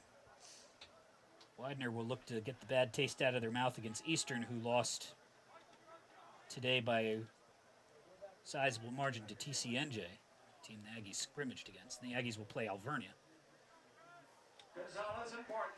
Gonzalez and Barton back for the Tigers.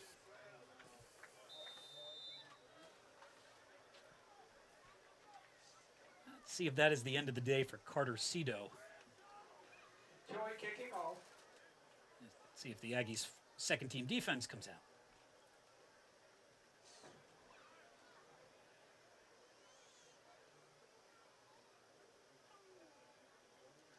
Joy. Fielded by Gonzalez at his 15. 20, 25, 30, and tackled at the 31. Gonzalez on a return. Gonzalez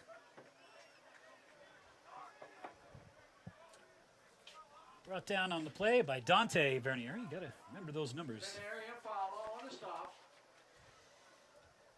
First and 10 for the Tigers, and Carter Cito is going to still stay at quarterback. He comes back out.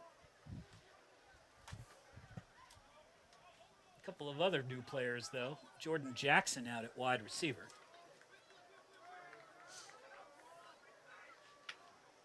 Cito hands the ball off. A couple of yards. Not a whole lot there. And once again, 2 more flags on Delaware Valley.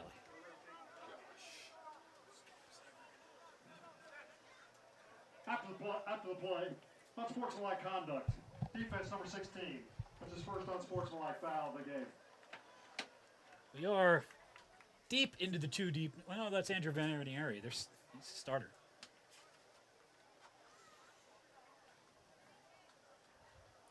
Looking at the guys that are out there. A couple of second-team players now. C.J. Williams. Tavares is out there. Number 9, that is not Maben, although that is his number, traditionally. He's playing quarterback.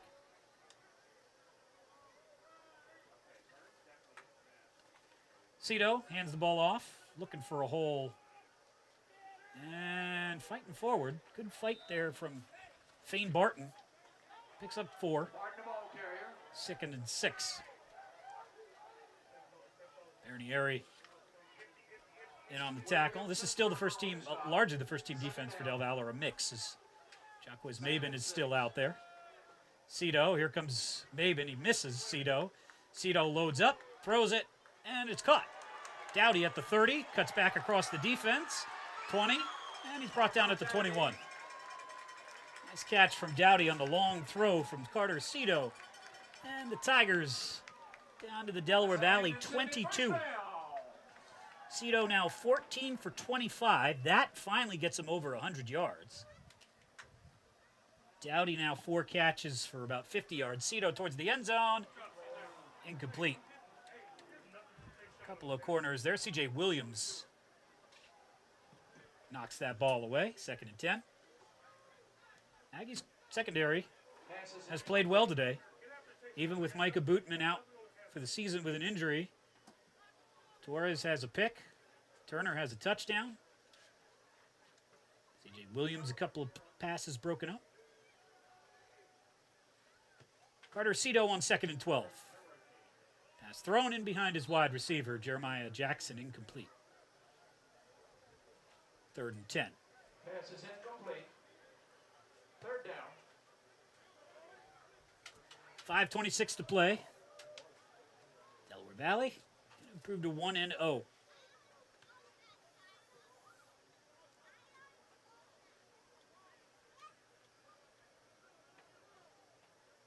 Aggies were outside the top 25 in both polls. We'll see how many votes are up for grabs. And timeout, Delaware Valley. Timeout, Delaware Valley.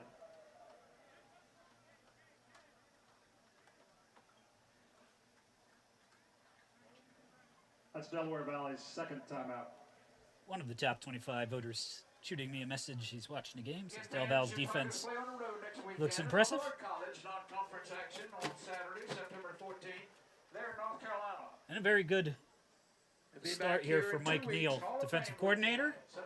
Del Val, again, we told you he's started his coaching career, or at least early on. I'm not sure it was his first stop, but he was at Albright years ago. Found himself in the outskirts of Los Angeles in Whittier, California, where he was the head coach of the Whittier Poets. Yes, that was actually their mascot. Whittier folded their football team while he was the head coach there, so he had to manage through that. I believe he was at Allegheny, which is also the alma mater of Hampden-Sydney's head coach, Vince Luvera. Allegheny in western Pennsylvania, Meadville, between Erie and Pittsburgh. 3rd and 10. Well, Cito wanted to hand the ball off, spins off of one would-be sacker, throws towards the end zone. He's got a man open, and are they going to say he caught it? It's complete, down to the 2-yard line. It's down to the 2. I wasn't sure if he caught it inbounds or not. First and goal for the Tigers. Aggies defense not in the mood to protest at this point. Up 41-14 with 5 minutes to play. Cito, handoff, running towards the end zone, and he's in, I think. Yeah, touchdown. Fane Barton with the touchdown. 2nd rushing touchdown of the day for the Tigers. First for Barton.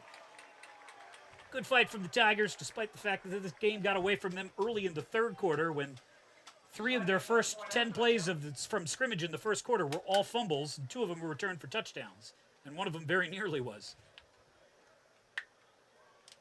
Extra point coming.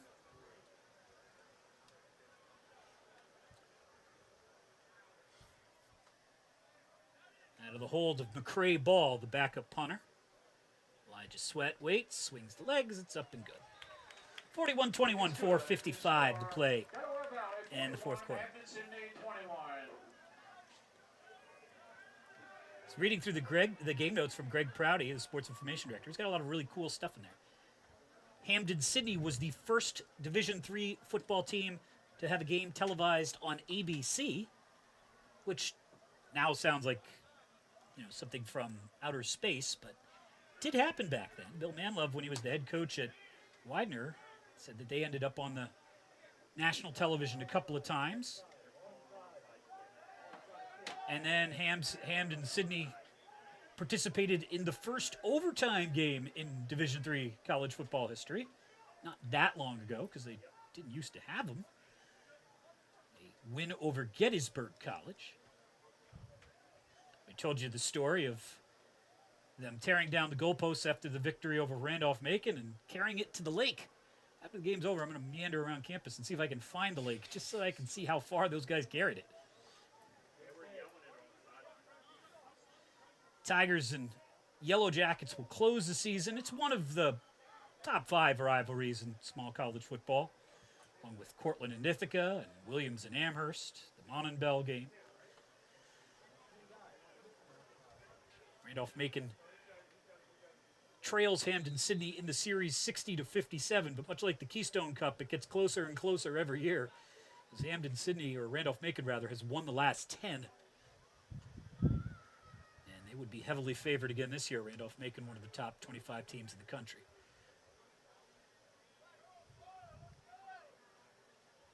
Onside kick perchance, 41-21. Yes, and Oh, they got it. Oh, but there's a flag. It's not going to count. Yep.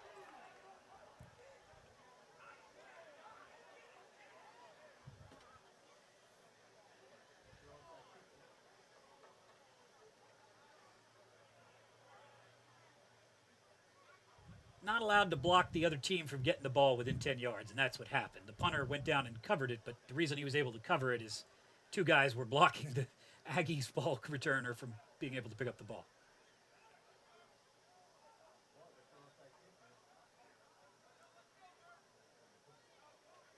And Sydney verifies that it is indeed on them. What the officials tell us for certain. Delaware Valley, we mentioned they have 17 penalties. Oh, no, it's offside on the kicking now team. it's 19. That penalty's declined.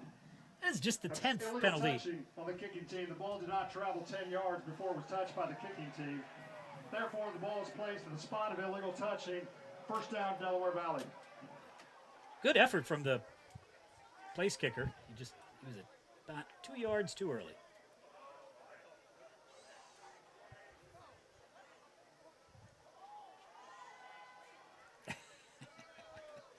He still has the ball that he recovered in his hands. He's not giving that back. He takes it with him. We'll get another one. 1st and 10 for Delaware Valley from the Hampden-Sydney 44. New quarterback in the game as Elijah Williams gets the carry. And Williams forward for, I don't know, close to 7. Tarvis Williams, the ball carrier. Arcaroli in the game. Excuse me, that's his brother, Nick. Nick Arcaroli in the game. Ambrose and Allen on the tackle. 2nd down. 2nd and 3. Bunch of new guys out there for Del Val. 35. The roster says that's Deshaun Wiggins. We'll assume that's who it is. No, it's, yeah, who knows? There's 100 guys on each number at this point.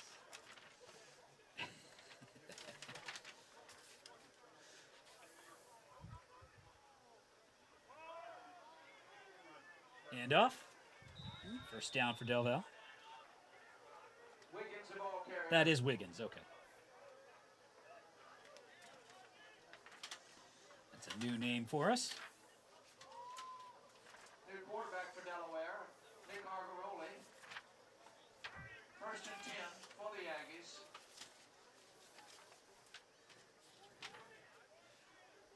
Clock winds inside 4 minutes. Delaware Valley comfortably in front, 41-21. Couple of late touchdowns here for Hampden-Sydney. Wiggins to the left of Arcaroli. Wiggins again. And bounces to the outside. Williams, the ball carrier. Elijah Williams, excuse me. Pick up a 7 or so for Williams. Townsend on the tackle along with number 92, Andrew Arthur Humphrey.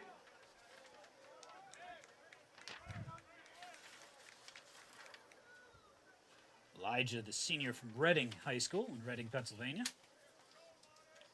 Checks out of the game.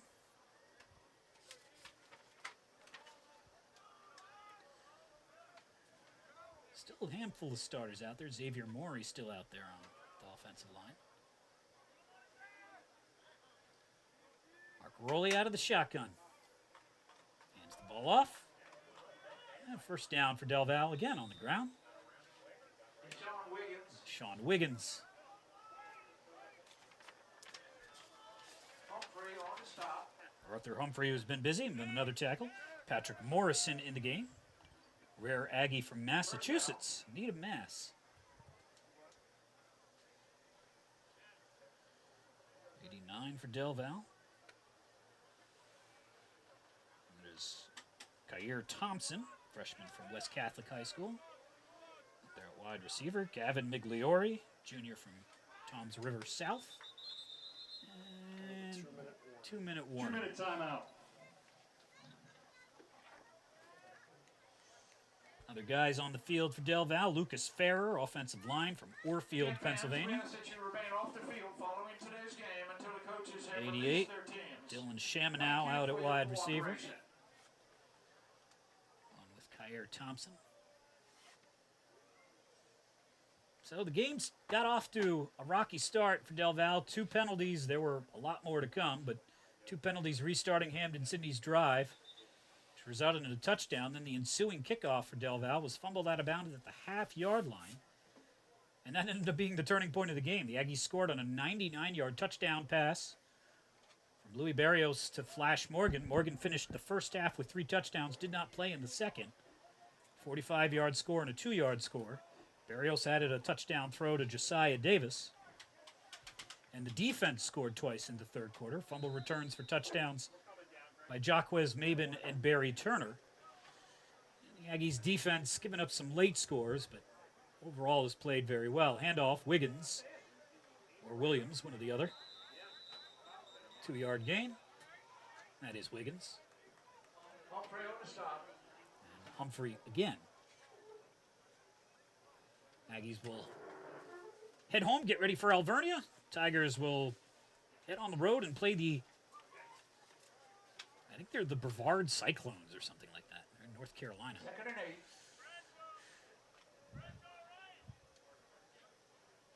Chaminade and Kyer Thompson to the top of the formation. Wouldn't expect that the Aggies are throwing the ball here. Handoff. Elijah Williams going nowhere fast this time. Dropped for a loss of 2.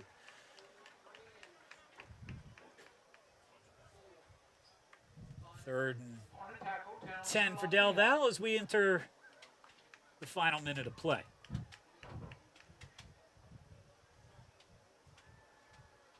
Third down, fans. Let's get loud, make some noise. Yeah, he's still going. The final minute here. We'll start to give you some final numbers. I think you'll forgive us if we don't include whatever happens on these last play or two. Aggies run 50 plays for 385 yards. Handoff. That's Wiggins to the 15, and he nearly got the first down.